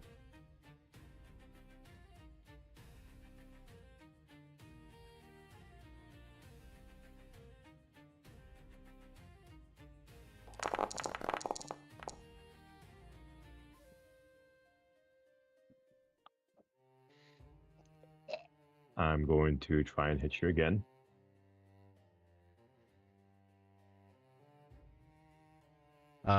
You hit the first one, right? Yep.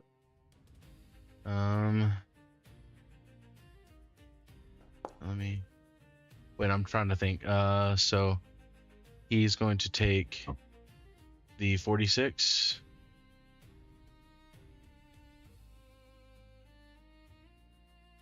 I'm going to re-roll using a hero point. Okay. So why not? You have them for a reason. Damn, that's even worse.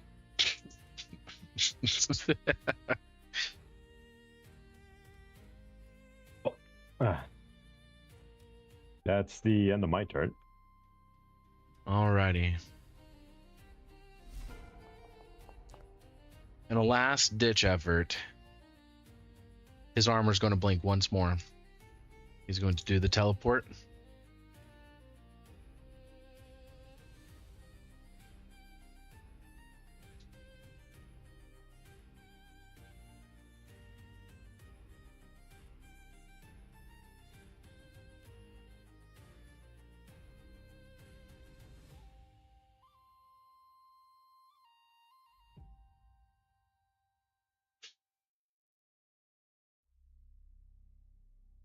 Kyne.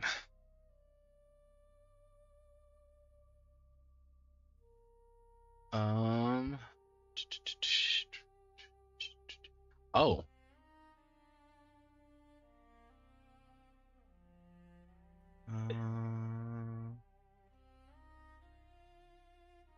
Okay.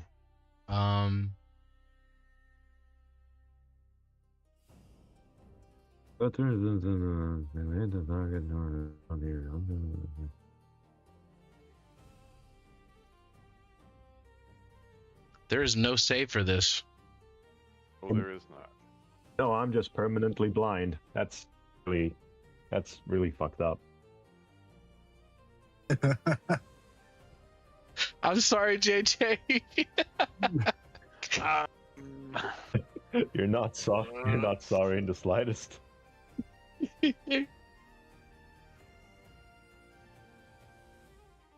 But that is pretty much his turn. There's no hope so. All right. It's my turn now. Mm-hmm.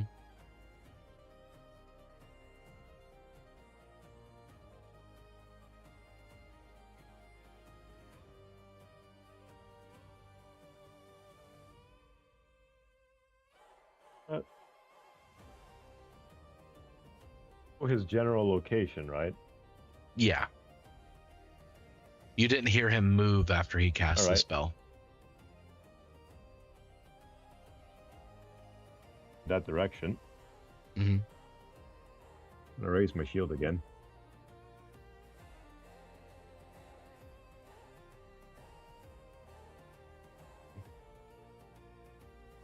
Going to stab at him again.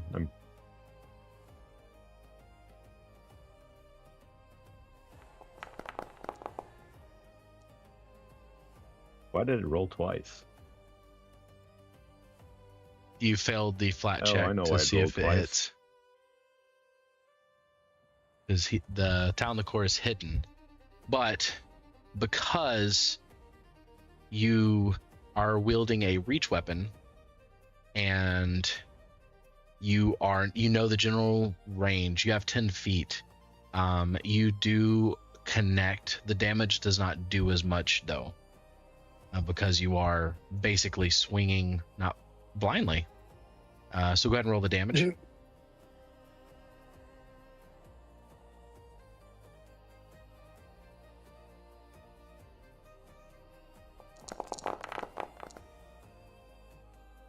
So Tal'Nakhor will take half of that.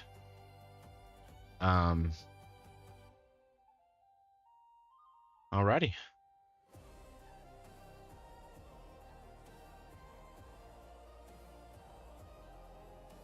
I'm gonna attack him. Wait, I had to move, right? I You had to moved move. and I then raised my shield. attacked. Yeah, that's the end of Yeah. my turn. Well, no, you took a step. So Yeah, that's the end of stepping. my turn. Oh, okay. No, I just straight up moved. I can't step because when I'm blind, all terrain is difficult terrain, and you can't take a 5-foot step in difficult terrain. Oh, true.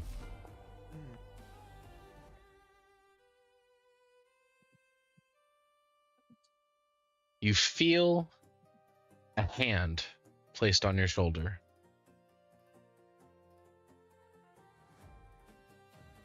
And he says, You are now as blind as you are to the goings-on of this world.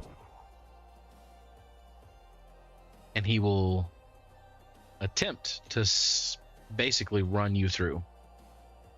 Let's see. Being a blind man.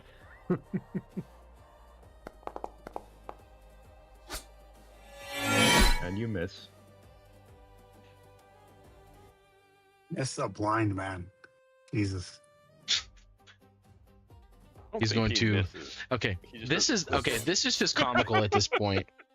He literally is like, the way I see it looking is that he goes to stab you and your body just like moves of its own accord, like away from the sword. It's like that Key and Peele skit when the guy is trying to stab the Nazi or the American soldier and he's like just moving his body. Hold on, if there's a gif of it.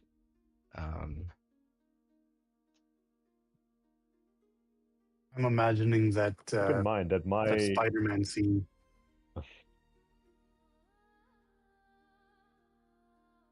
Which Spider-Man scene? The one where Doctor Strange tries to he pushes Parker's spirit out of Spider-Man, and the Spidey senses are still like moving the body.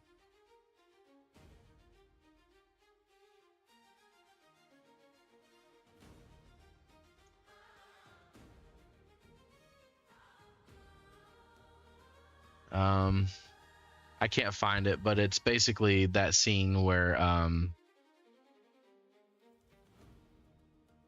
your body's moving malleably to not die.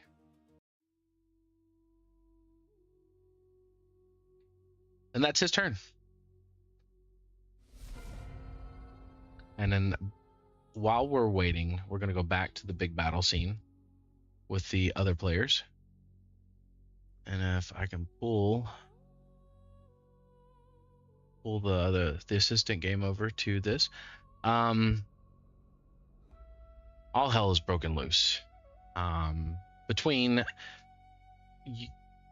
Moon and your icy blast Niklaus and your Radiant Blast, Baratheon's Fire Breath and Frightful Presence, the Goblin Bombardiers, your artillery in the back, and all your allies, along with the Dwarven Berserkers and the Elven Archers. You are breaking ranks to this pretty fast. A few of your allies have gone down because there are some foes who are strong. They are the commanders, at least the field commanders of this unit. They are able to take down some dwarven berserkers, some goblin bombardiers. Both of the Perisu that traveled with you lie on the ground. A few of your other fellow allies that waded into the battle have become wounded, but not dead. What do you do now? Am I near any of the ones that are wounded and not dead? You can be, yes. Like I said, this is all going to be theater of the mind. I'm not restricting anybody to actual like movement penalties or spell ranges. You are all moving. So I want this to be as like videographic as possible.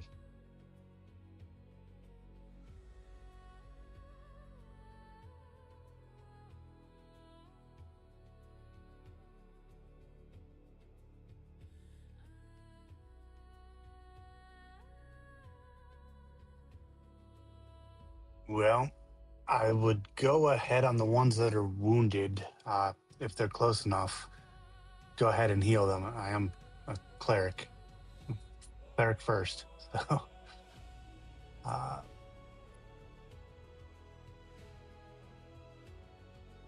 okay. I can't remember. Is it just heal versus living? I'm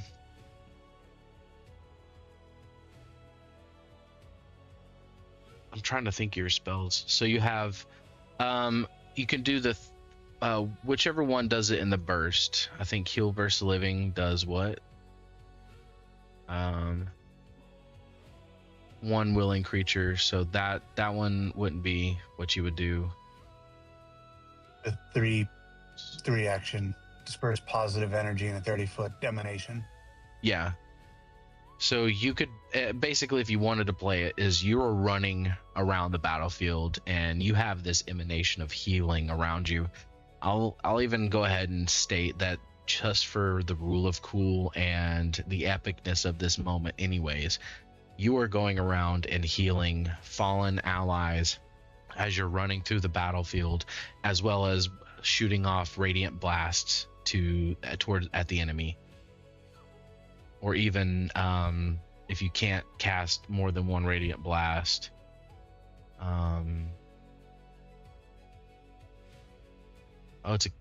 you can do divine lances or Yeah, I'd say either that, or if it looks like we still need it, healing servitor, which I guess we can uncast it if you read it and you're like, what the fuck? But I'm reading it as basically I call forth a friggin' angel. Actually, it wouldn't take the form of an angel. It takes the form of a gold dragon. Oh fuck yes. So just for Vision's sake,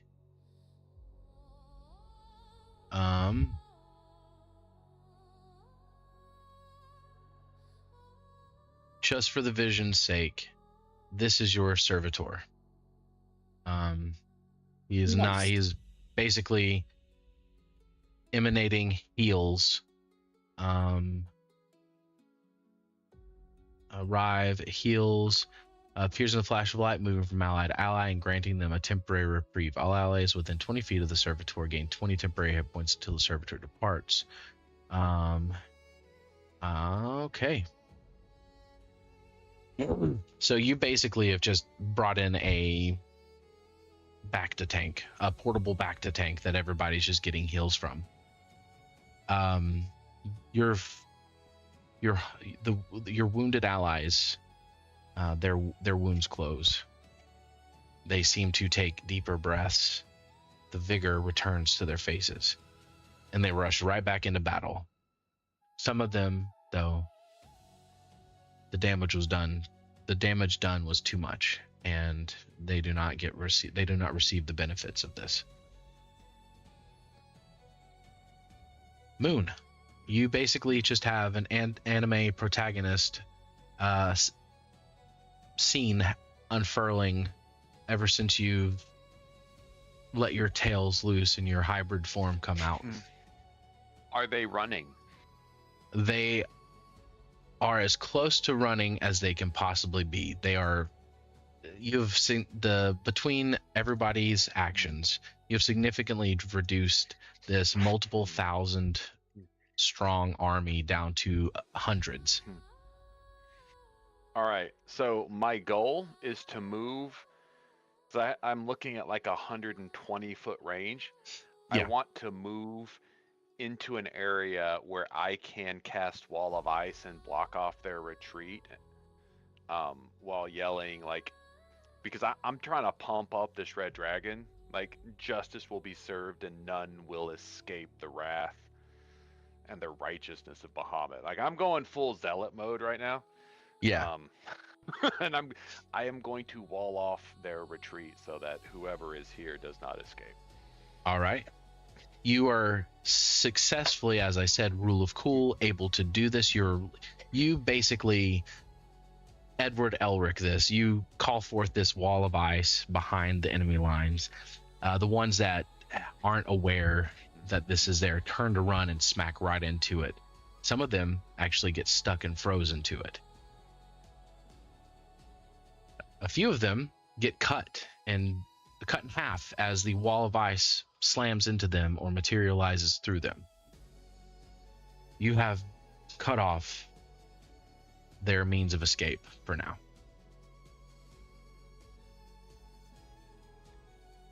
And your dragon friend now has a playground and a place to land, and he lands on top of this wall of ice and smiles and says, Not working. do what? That didn't work. Oh. You didn't hear what I said? He said, Oh, he says, for the horde. Or the horde. I had to throw in a wow moment.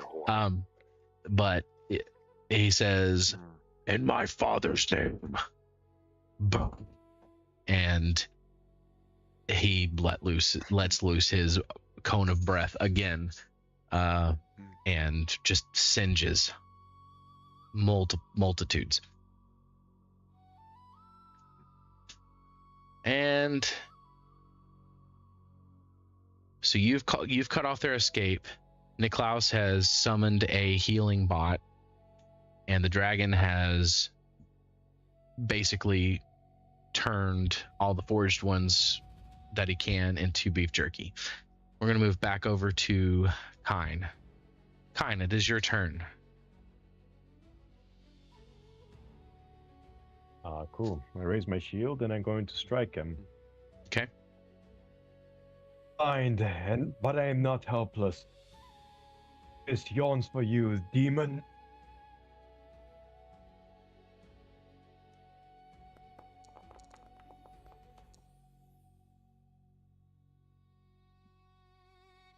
Oh,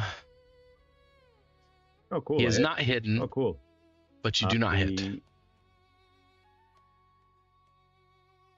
I do not. Again.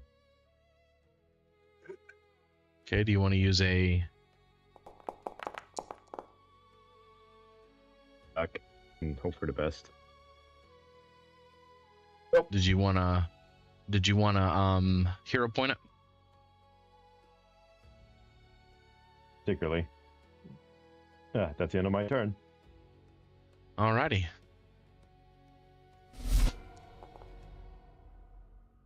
this time you do hear him move away.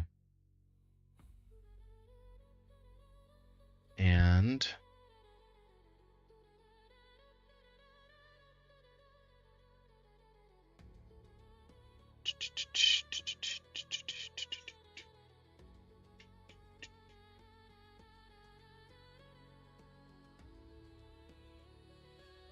he's going to cast Ignition again.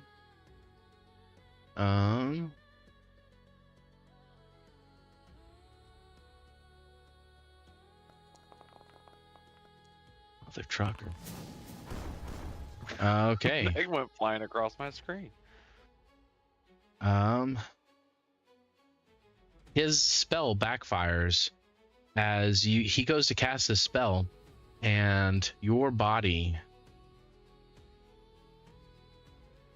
a silver light emanates from your body and deflects the spell back to him, and it makes him stupefied. Your thoughts and instincts are clouded. Stupefied always includes a value. You take a status penalty equal to its value on intelligence, wisdom, and charisma based rolls and DCs, including will saving throws, spell attack modifiers, spell DCs, and skill checks that use these attribute modifiers. Anytime you attempt to cast a spell while stupefied, the spell is disrupted unless you succeed a DC 6 flat check with a DC equal to 5 plus your stupefied value. Oh, geez. So that was a 2-level thing, and he is going to end his turn.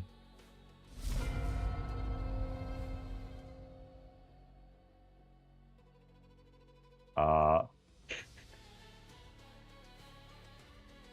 not changed. No.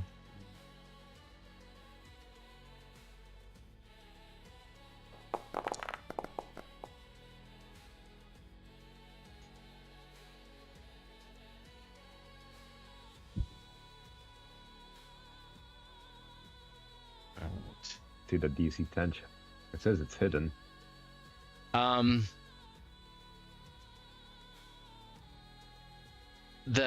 Because he's hidden, he's going to take half damage. That works. I just missed, but sure. You're also wielding a 10-foot long spear that has a 10-foot reach. You are going to hit anything. You're swinging it. You're not able to connect with him correctly, but you are able to oh nope, undo that. He's not dead. I clicked the full amount of damage. Ah, who do we have here? Your voice keyboard is doing a thing. Kills me I every single know. time. He takes half damage. There we go. That should be Niklaus's new voice. Who do we have here? Little girly man, I see.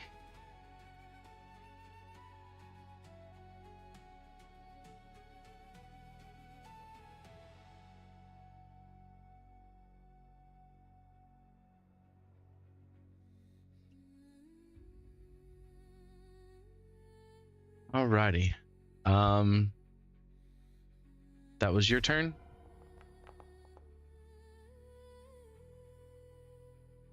It is his turn. He is going to attempt again to strike you with his sword.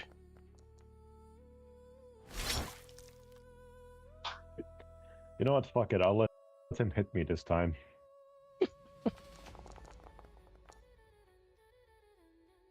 And you're going to shield Hey. block it. No, Oh, wait, you're I'm just gonna blinded. take it this time. Did you raise your shield last round? Block. Oh no, I raised my shield and I can block, but I'm just choosing not to. I'll let him hit me this time. Okay. And want to do Resisted one part more of the attack. damage. He's going to miss that one. And then he's going to blink.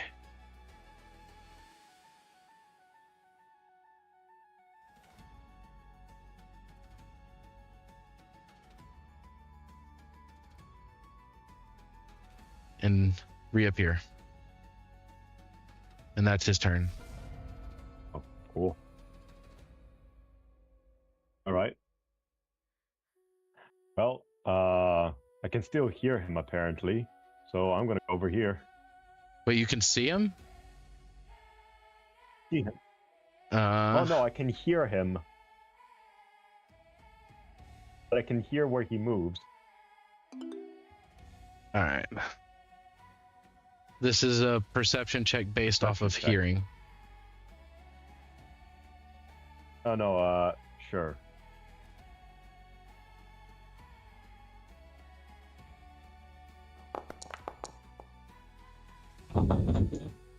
Fine. All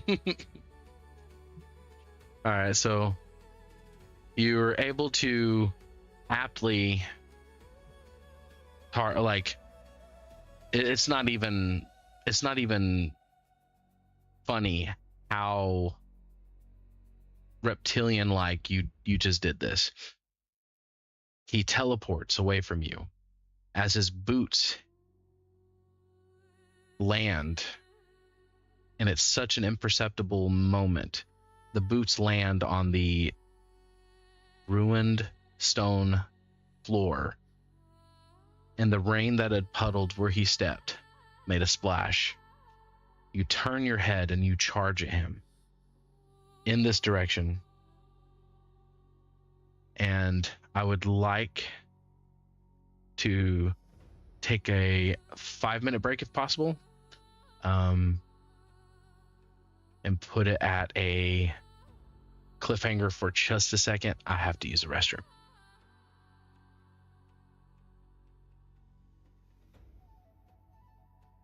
Does that sound okay with everyone? Sure.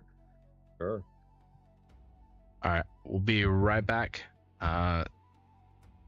Y'all chit chat if you want.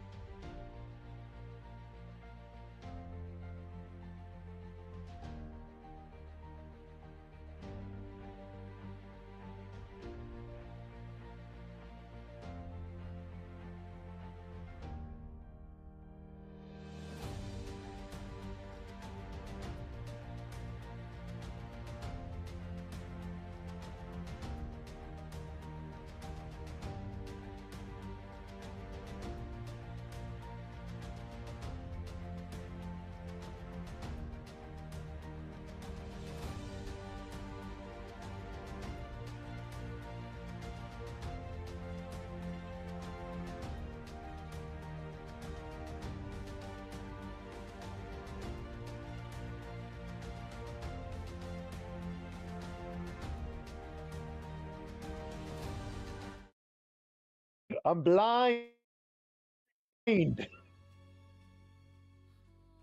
All right. Sorry about that, According to the everyone. description, forever. Do what? Yeah, he is permanently blinded right now. But, as I was saying, you move like a reptile hunting.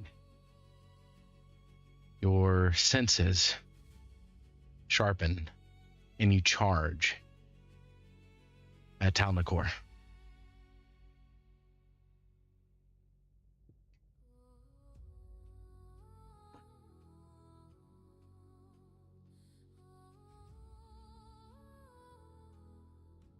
It does. Man, I got a crit right about now.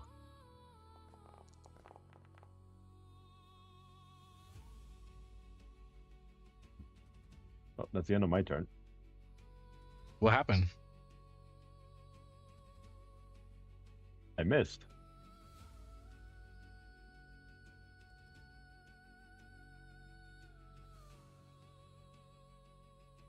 Alrighty.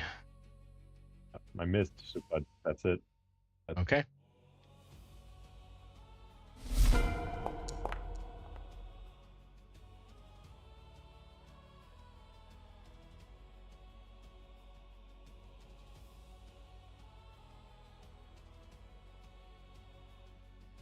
Let me do something real quick.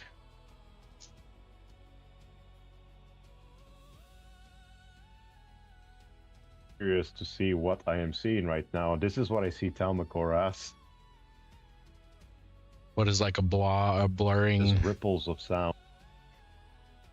Yeah. Oh, it's just that I showed you. It's just ripples of sound. Yeah, I actually have the YouTube on the other channel, so I could see what was going on in your fight. Oh. And like when it's your turn, it's just like a black, like somebody dropped something in a pond.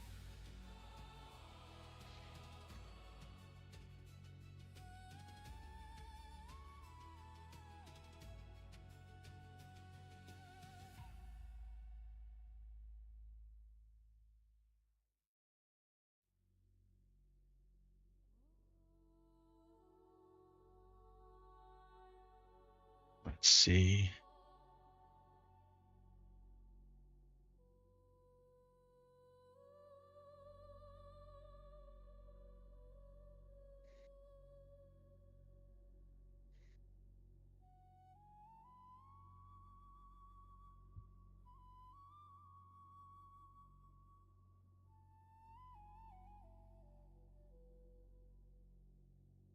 Yeah, screw it. Tal'Nakhor looks at you. You can't see, but he smiles.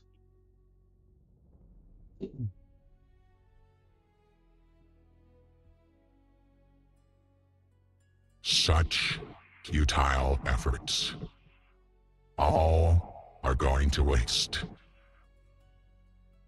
What can you do now? What do you see? Who is truly there for you?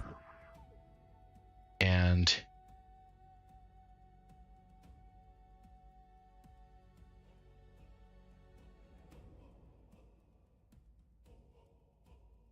he's going to do one.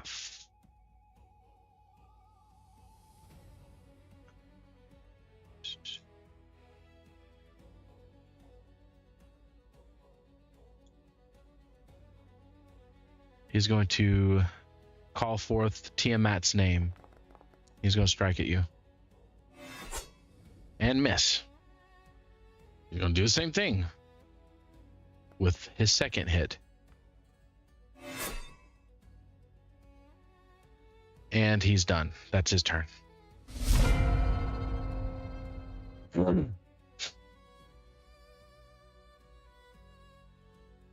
Hey, it's my turn. Hallelujah. Yes.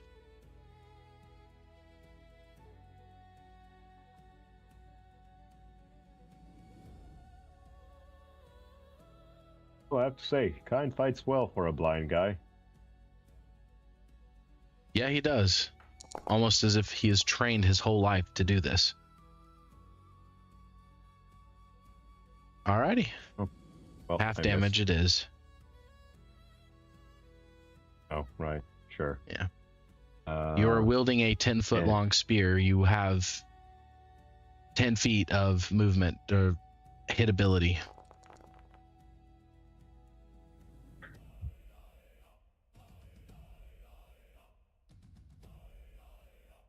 And foot margin of error. With this hit, you hit and you feel the spear kind of creak a little bit, almost like it splinters. As you hit him with such force, he grunts out in pain. The first sound of pain that he has uttered. And you hear his armor as he drops to a knee. His sword clatters to the ground, and a cough escapes his lips.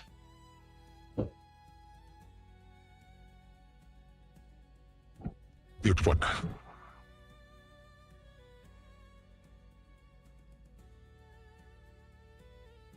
And that's pretty much all he says.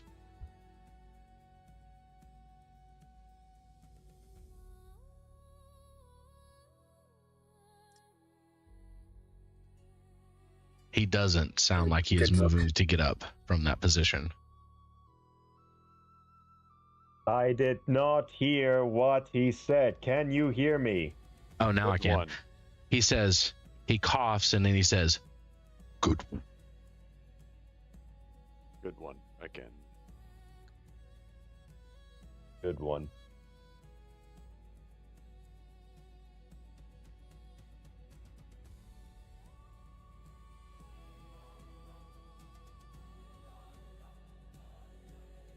And he does not And- get up? no, you don't hear him get up off of his knee. When you hit him with that, he fell to one knee. Like you heard his armor hit the ground and his sword clatter from his hand.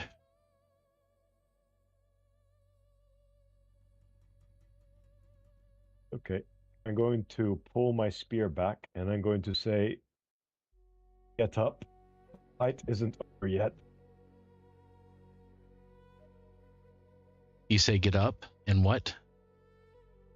The fight isn't over yet. The fight isn't over yet.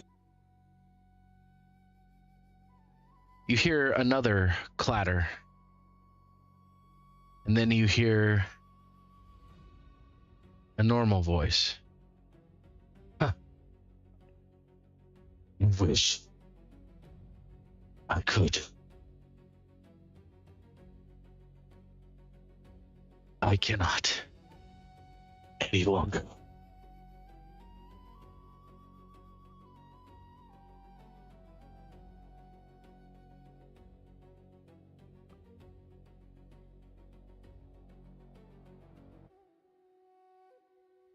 What do you mean you cannot any longer?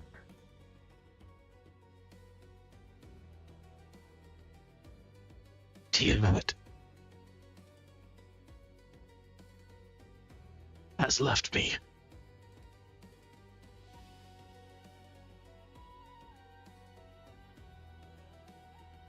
Tiamat has left me. I cannot stand any longer.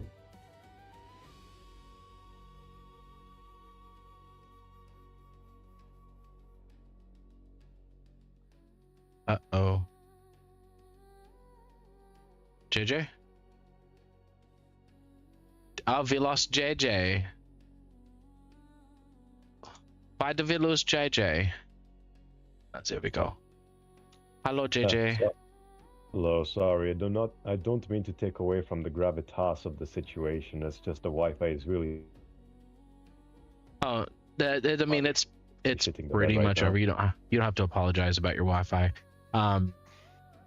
He basically says that Tiamat has left him. He no longer has the strength to stand. He does not have the strength to fight. All right, and this time, am I talking to Am I You're talking to Luke or am I talking to... You are now talking to Not to- Lucius. So not whatever. I am now talking to Lucius, and I say, it was awfully sloppy of you, old man, allowing yourself to get corrupted. Ironic, considering all the speeches you used to give me about the dangers of falling into addiction. Looks like your addiction was power.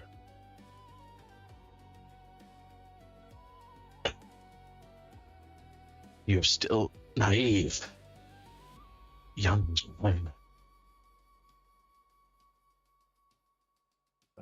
You I do am not naive. truly perceive. Sorry, go ahead. Oh, you do not truly perceive what the church is doing.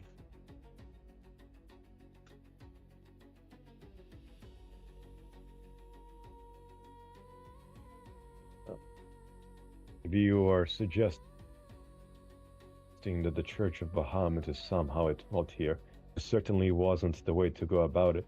Killing an entire town and then placing their heads on pikes certainly doesn't paint you in a positive light. Had you reached me sooner, had you talked to me sooner, I might have believed you.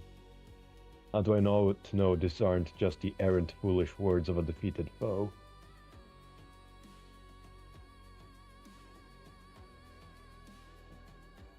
Because you were never told the truth about what this really is.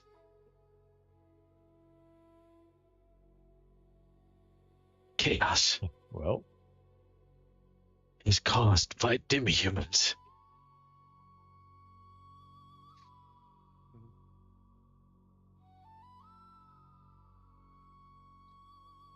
And as he says that, you've not struck the final blow.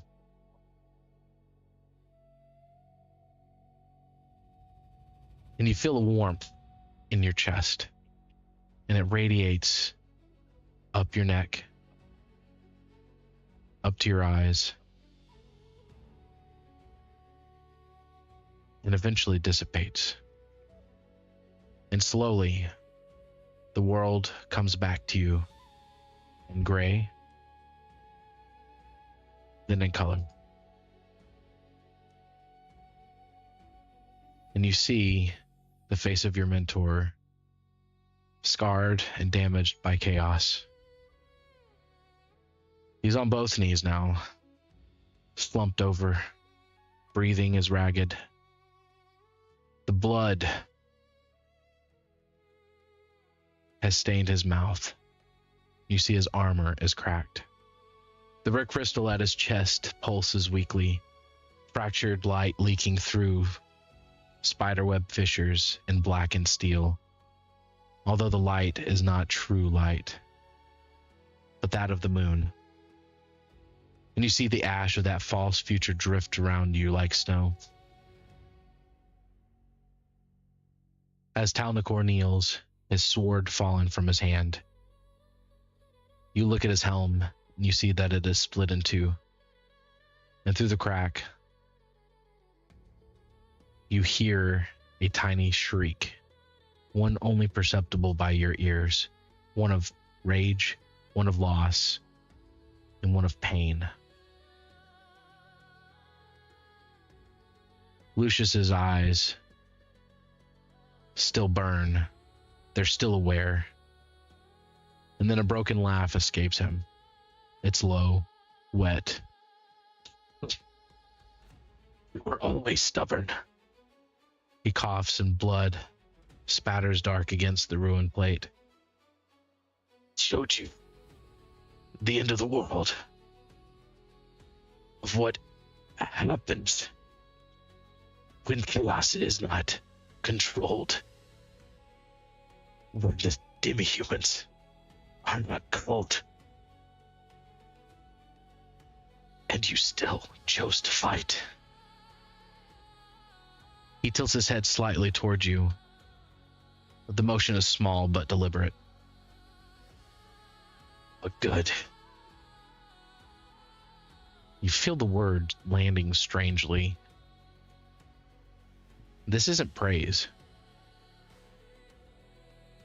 This is approval. You think this is victory? He takes a sharp breath. You think breaking me changes what is coming? The fractured crystal in his chest flickers, and for a moment the air smells faintly of brimstone and old stone split by fire. She does not need me. His voice deepens for an instant, layered with something vast moving beneath the human wreckage.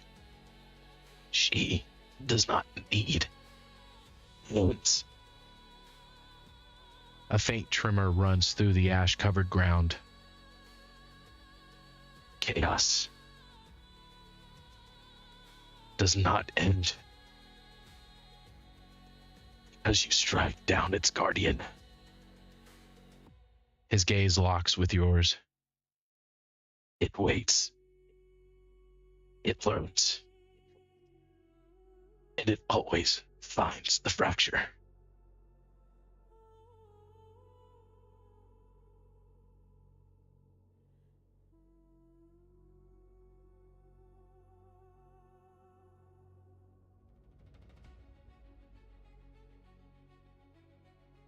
My friend, your demons hold you no longer. I do not know what had led astray a mind as beautiful as yours, but just as you pulled me out of the hell of my own making, I promise to help pull you out of your own. I'm going to put my hand on his shoulder and I'm going to do lay on hands and heal him for 30 points of HP. Alrighty.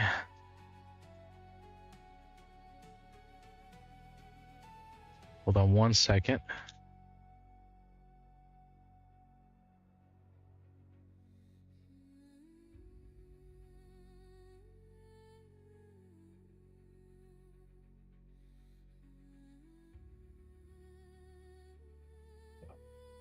O weary soul, whose sight and judgment was clouded by the shadowy demons of doubt. Allow me to guide you once back to Bahamut's light.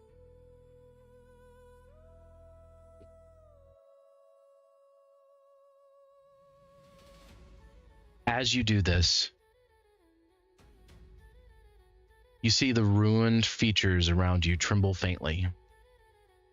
Held together by will and fading spite, the ash wind slows, and you see the fragments of the actual world. You see a dragon flying and sitting upon a ice wall, flames erupting from its maw. This is a dragon of justice. You see your friends running around the battlefield. You see another dragon, this one gold, healing those who have fallen. You lower your blade, and as you place your hand upon him, you don't just heal him, your mind melds with his, and a memory appears. You're in a training yard at dawn. Cold air, frost on steel. And you see Lucius correcting his stance with a firm hand. You see Lucius correcting your stance with a firm hand on your shoulder. Again, the quiet chapel light filtering through stained glass. Lucius kneeling in silence, not asking for power but for guidance. The old oath spoken not as a command, but as a promise. Your presence shifts, though. The air warms with clarity. A faint radiance gathers around you. steady, clean, like sunlight through storm clouds. And you say to him, "Look at me." The words carry weight because they are not because they are loud, but because they are true.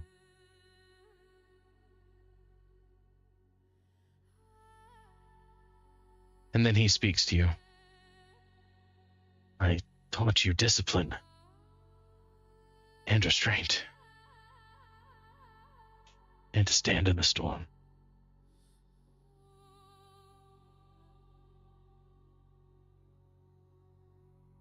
And you showed me what strength looks like."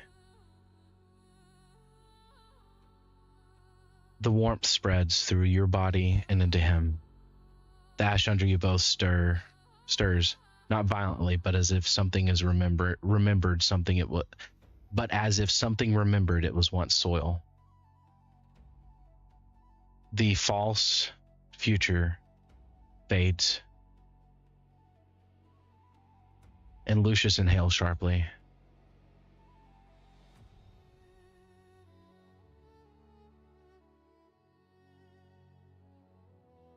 And you reveal to him the truth of what chaos truly is.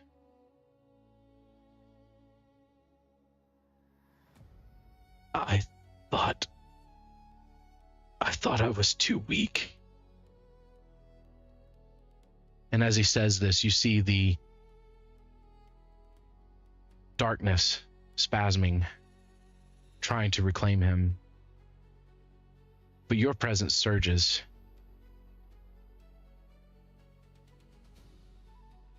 And behind the eyes that were there through every lesson and at every moment of your time with him,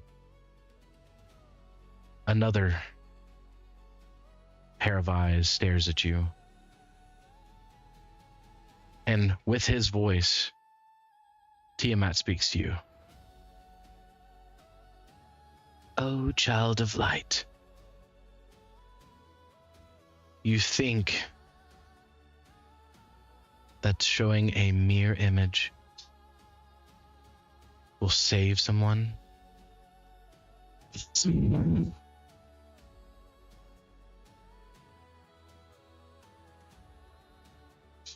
And as your healing powers..." Go ahead. You can respond.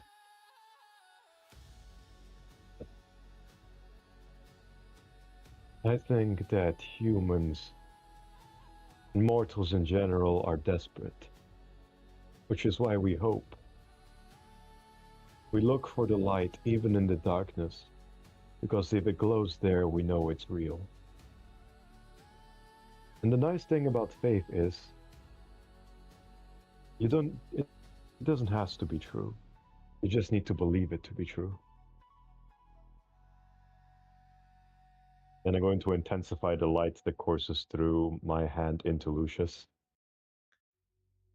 He screams in pain as you see the shadows recede from him.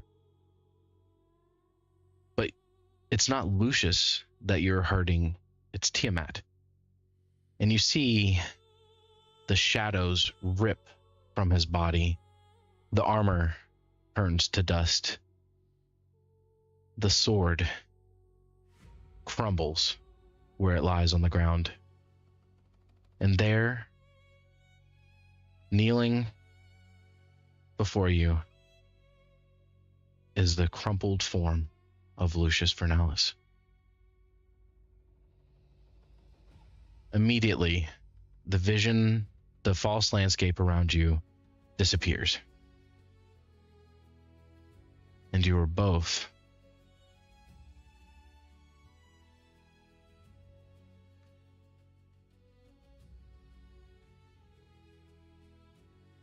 back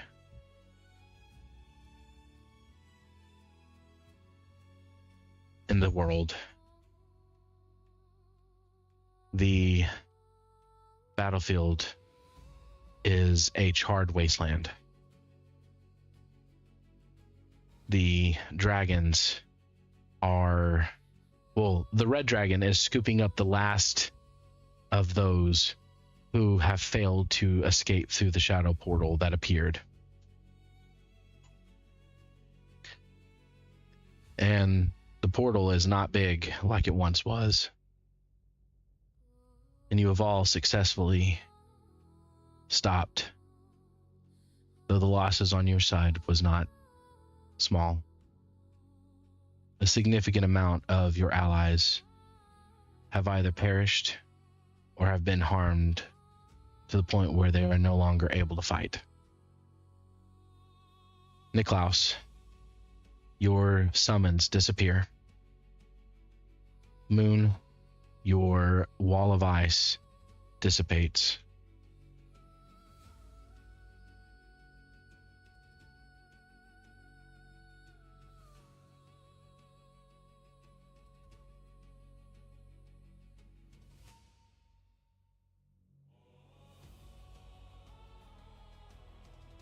And you're all weary. And Moon and Niklaus, you see Kyne standing over the crumpled form of a unarmored man.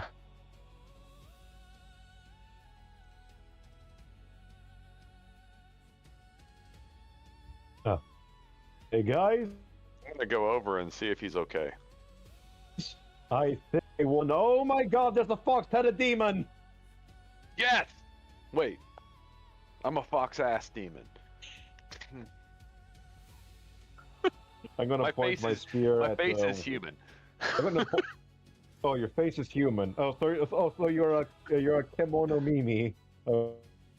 I'm hybrid, which is Oh, like God. you're mostly like- human. You might have Oh. ears, claws, and I have 5 tails currently. Got it. You're the anime kitsune, but either way. Oh my god, Mr. Moon, you have tails. Yes. Not just one tail, several tails. Most of these are new. Sit- I only have one when you. Perhaps I'm still recovering from my blindness, but I swear I almost saw a dragon. You did. I summoned it. I need an adult. You're shitting me. God damn it. That's Kyne right now. I need an adult. I explained that Fuck I your attempted stupid a new soundboard. magic when he disappeared in order to, solicit Bahamut's favor in the battle, and he over-delivered with a representative of your own kind on the battlefield. And that he was not okay. He was terrifying. Sounds like you have a promising future career as an evangelist of Bahamut. Well, we were outnumbered, and my meat shield disappeared, so I had to summon a lot of meat shields.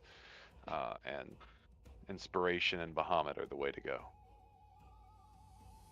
I am glad to know that me disappearing has had such a profound and traumatic effect on you. Not as much as hearing Bahamut talk to me before seeing that guy fall out of the sky. That was new.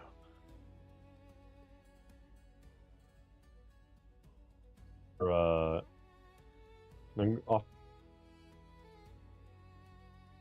offer my hand to for now to help him up on feet.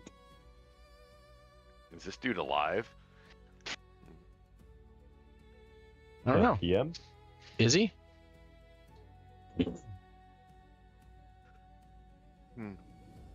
Through ministrations and checkings, he is breathing, but he is not waking up.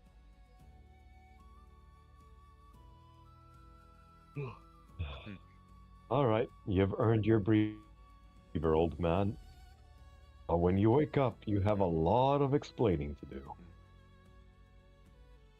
Archivist, if you please I have a man here in dire need of assistance.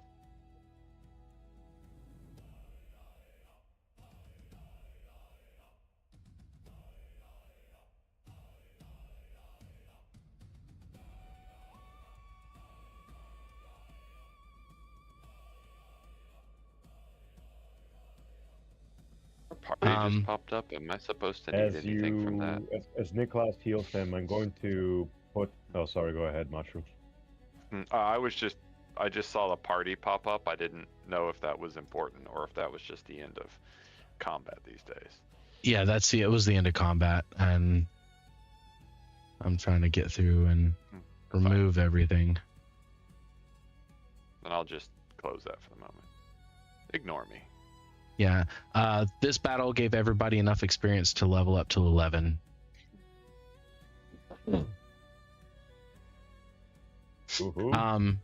Moon or Niklaus, you are able to heal him. He is just mentally not able to wake up. Okay.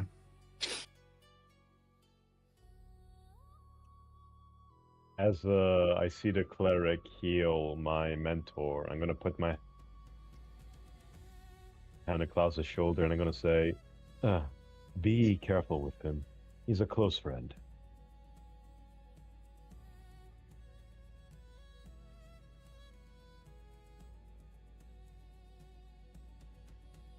I'll do my best.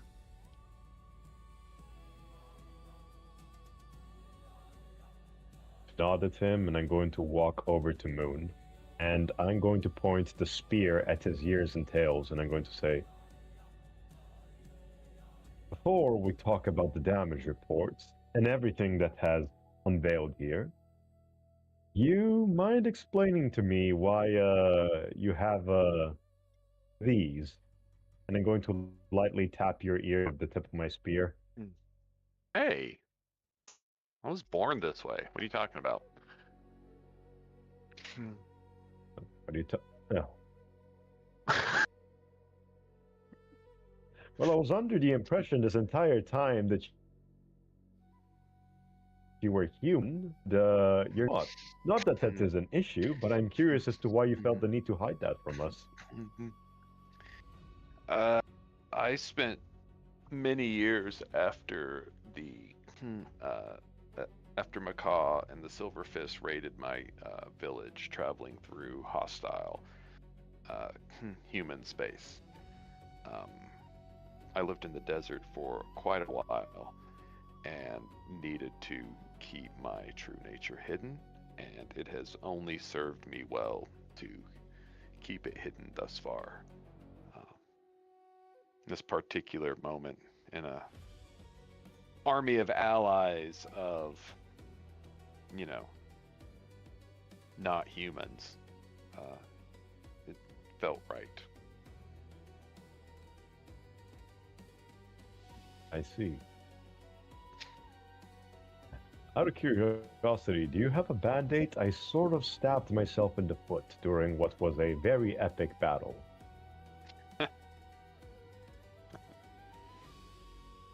I'm sure we can get you something. I don't know that I actually have any ability please to help do, you in any because capacity.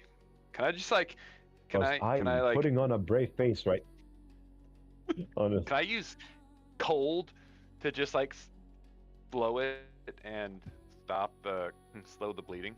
That's gonna give me a frostbite. Be fine. You're tough as nails.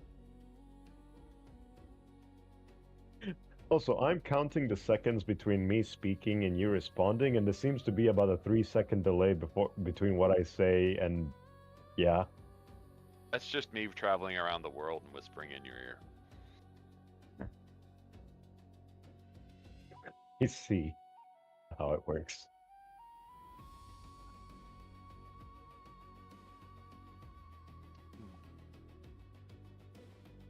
So you're trying to heal him with frost? That being said, just do not use your foul ice magics on me. I'm not trying to like give him hit points, but can I stop the bleeding by restricting, blood flow with frost? What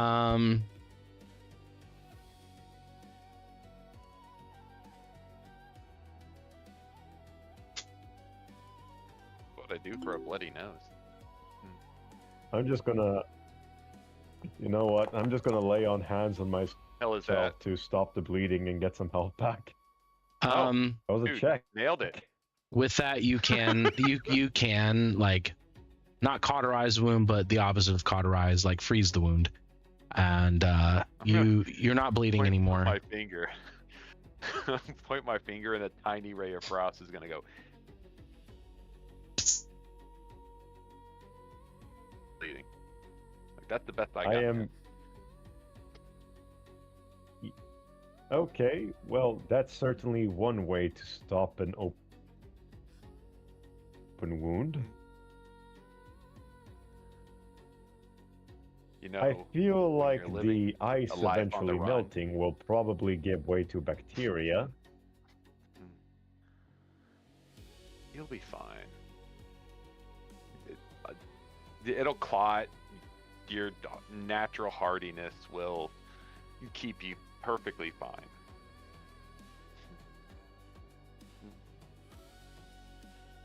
You've taken far Thank worse and Bahamut for my dirtier natural things than magical resilience. pure water.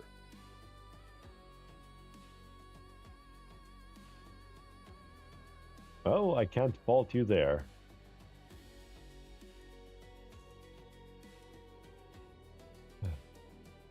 So, how is everything looking? How many casualties were sustained? Deads? Wounded? Did any of our major players suffer any unfortunate accidents? The Atira-san, these people that are moving up. I'm asking Moon. I'm asking Moon. Yeah, essentially, I'll just tell you, no. I mean, we did face some. We have casualties. I haven't checked any of the big players, but I think most of those, most of our close allies survived the fight thanks to Bahamut's aid. But our standard forces did receive a lot of, from what I know, I don't think we have a full readout. I will give what I know from what I saw of the battle. All right. Of the people that were your allies, these four were they were hurt more than the healing could provide, and they have passed on to the next life. These three, however, down here, were wounded. Reese is missing an eye. Arn is missing an arm, and Jacoby is he is the equivalent of having 1 hit point left, but alive. Everybody on the rock survived. Out of the 400, or out of the massive amount of dwarven berserkers, about 200 of them are dead. The elves, there were some casualties, and the goblins, because they are so small and squishy, did receive the most casualties.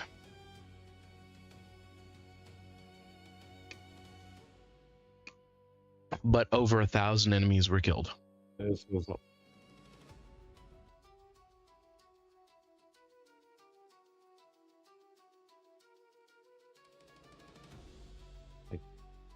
I want to say that this is a day of celebration, that the deaths that were suffered here means more won't have to suffer.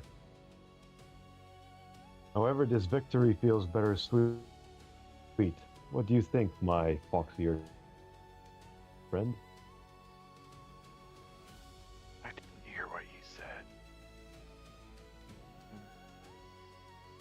He basically said that I said that it's I bittersweet. Yeah. I can agree with.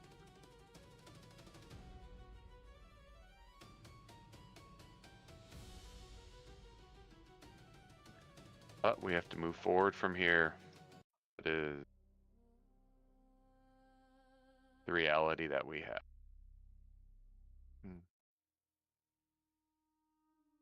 Speaking of moving forward, what do you think the future holds? We have all but confirmed that the Silver Fist are under the employ of Macaw. Next rational step would be a serious as open warfare between the West and the East.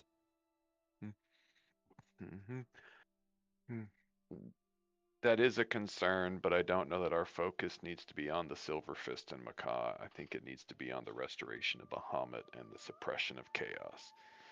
If that leads us against the nation state, we rally our allies and we move forwards. Otherwise, we move out of sight when necessary and full daylight when required, working against chaos and Tiamat to the best that we can until we have nothing left to give or our mission is fulfilled. And yet, come to it. I do not fancy the wicked webs that are woven by the whims of the gods, or at the very least, the perceived gods. That was a tongue twister.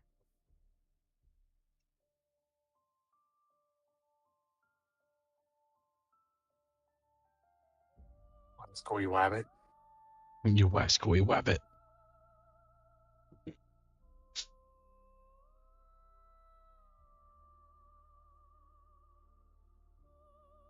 You have all saved the day.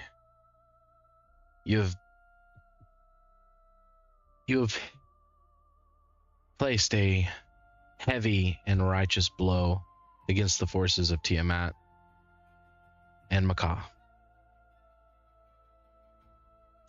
They won't easily be able to recover from the loss of the avatar of Tal'Nakhor, because he will not be able to be summoned again for some time. You've rescued a mentor of someone who has been brainwashed by chaos and survived the light of Bahamut's justice. The battlefield may be littered with the corpses of friend and foe alike, but the sun still shines. The birds still fly freely, and all your demi-human allies are not in chains. Some are laughing and smiling.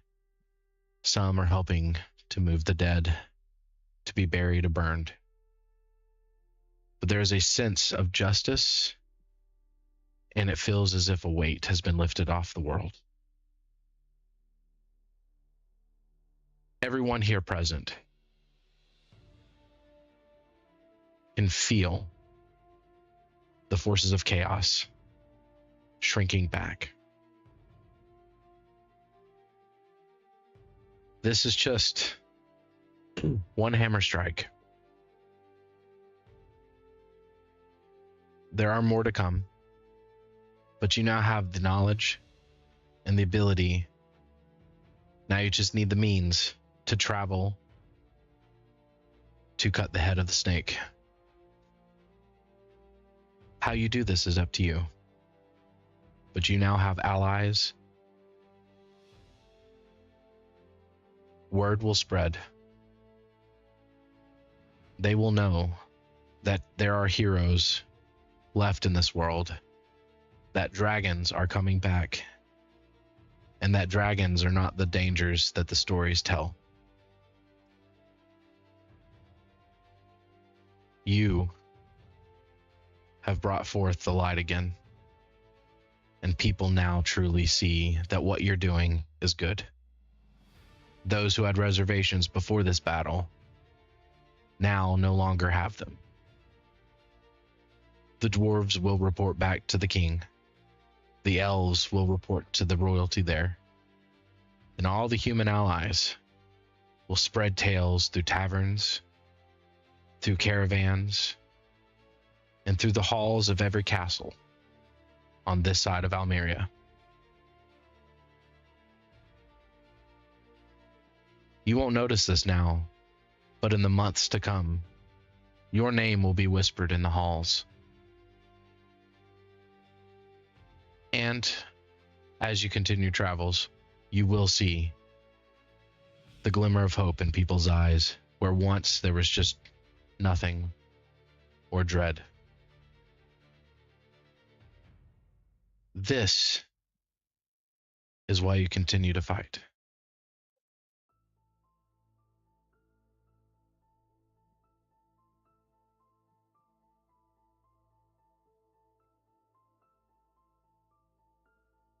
Johnny, are you talking? I don't know about you, Mr. Moon, but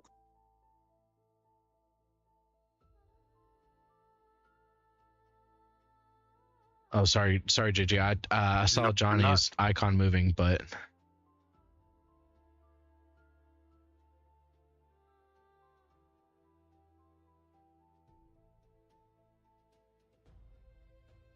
No, I wasn't talking. I think I was just grinding my teeth. Sorry.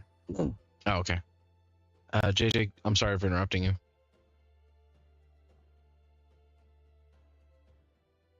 it's fine. I was just gonna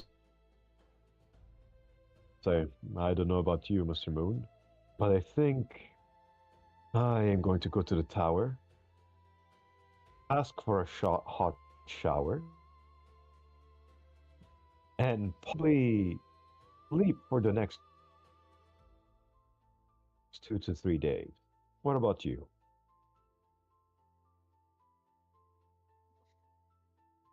I think I'm going to have to reflect a little bit on today's activities.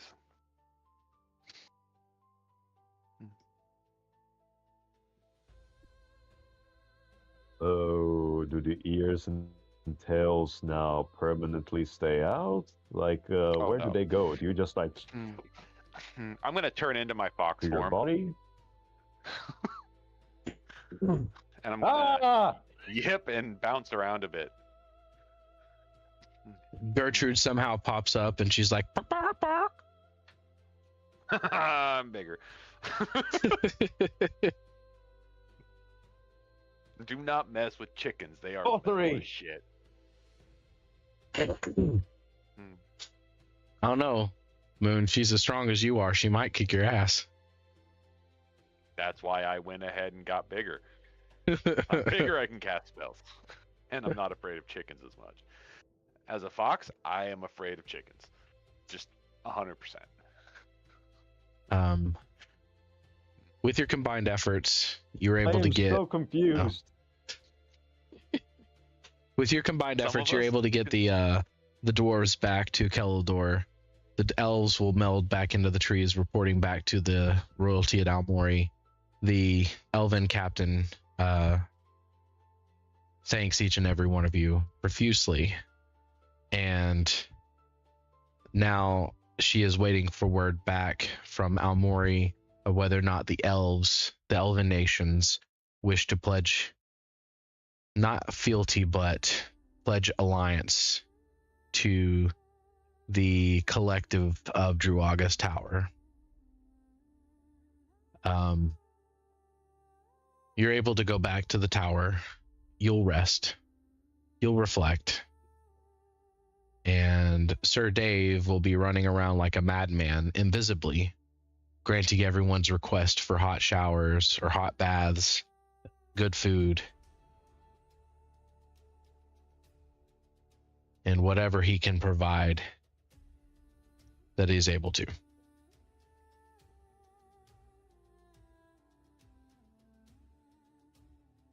And that, my friends, is where we will call it for tonight. welcome to level 11. Welcome to bumping up your status as not just random wandering adventurers. You have now become heroes. Each of you all will gain 1 hero point. And now you're 1 step closer to accomplishing your goals. As you get back to the tower before we leave, Niklaus, you go up to the dragon head that's there, and it pulses, and it feels like it breathes, and it's a little bit warmer to the touch than it was the day before.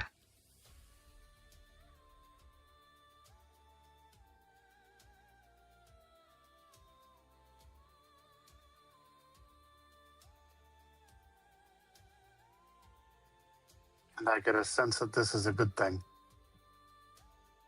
Question mark. It is a very good thing.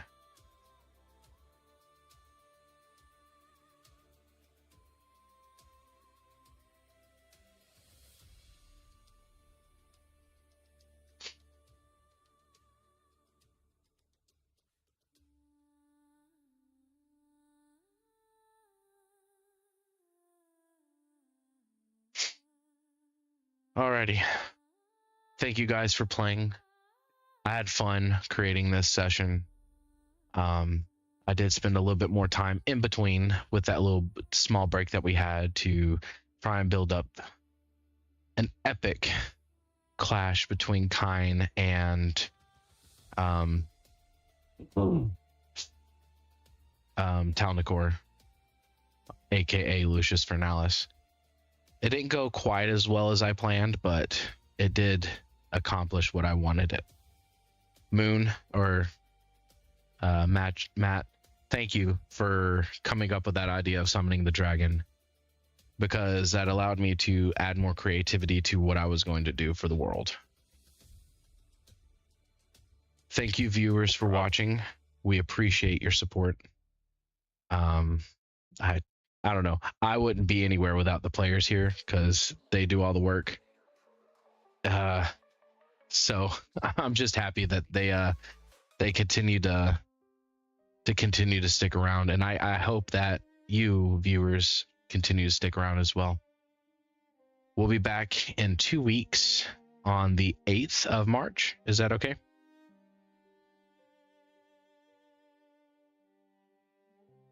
By me. As far as I know, yeah. Johnny?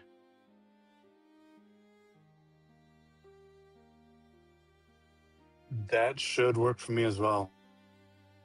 Alrighty. We'll go ahead and post in the Discord. Also, if no one has joined the Discord on YouTube, you guys can click the link on the profile. I do have a link to our Discord there. For those who are on Twitch, you can see the 6,000 messages that my sound alerts posted. To join the link, click the link there. I'm gonna have to change that timer down to every 30 minutes instead of every 10. But come hang out, come say hey. You can chit chat with the players, you can chit chat with me, and if you decide to, I'm not begging, I'm just saying, all of this is funded by me and Johnny. Johnny's using his own personal server to help host it, and I purchase all the assets to try and bring as much coolness to the game as possible. So if you do decide that you want to support us, we would greatly appreciate it. Everything that's donated or everything that's offered through Patreon will go to make the channel better, as well as incorporate more assets to the game and make this a dream for us to continue on. So thank you for even being here and viewing this. It means a lot. And we will see you on the 8th of March. We are Dice and Destiny. And we will see you when the dice allows it. Have a good night.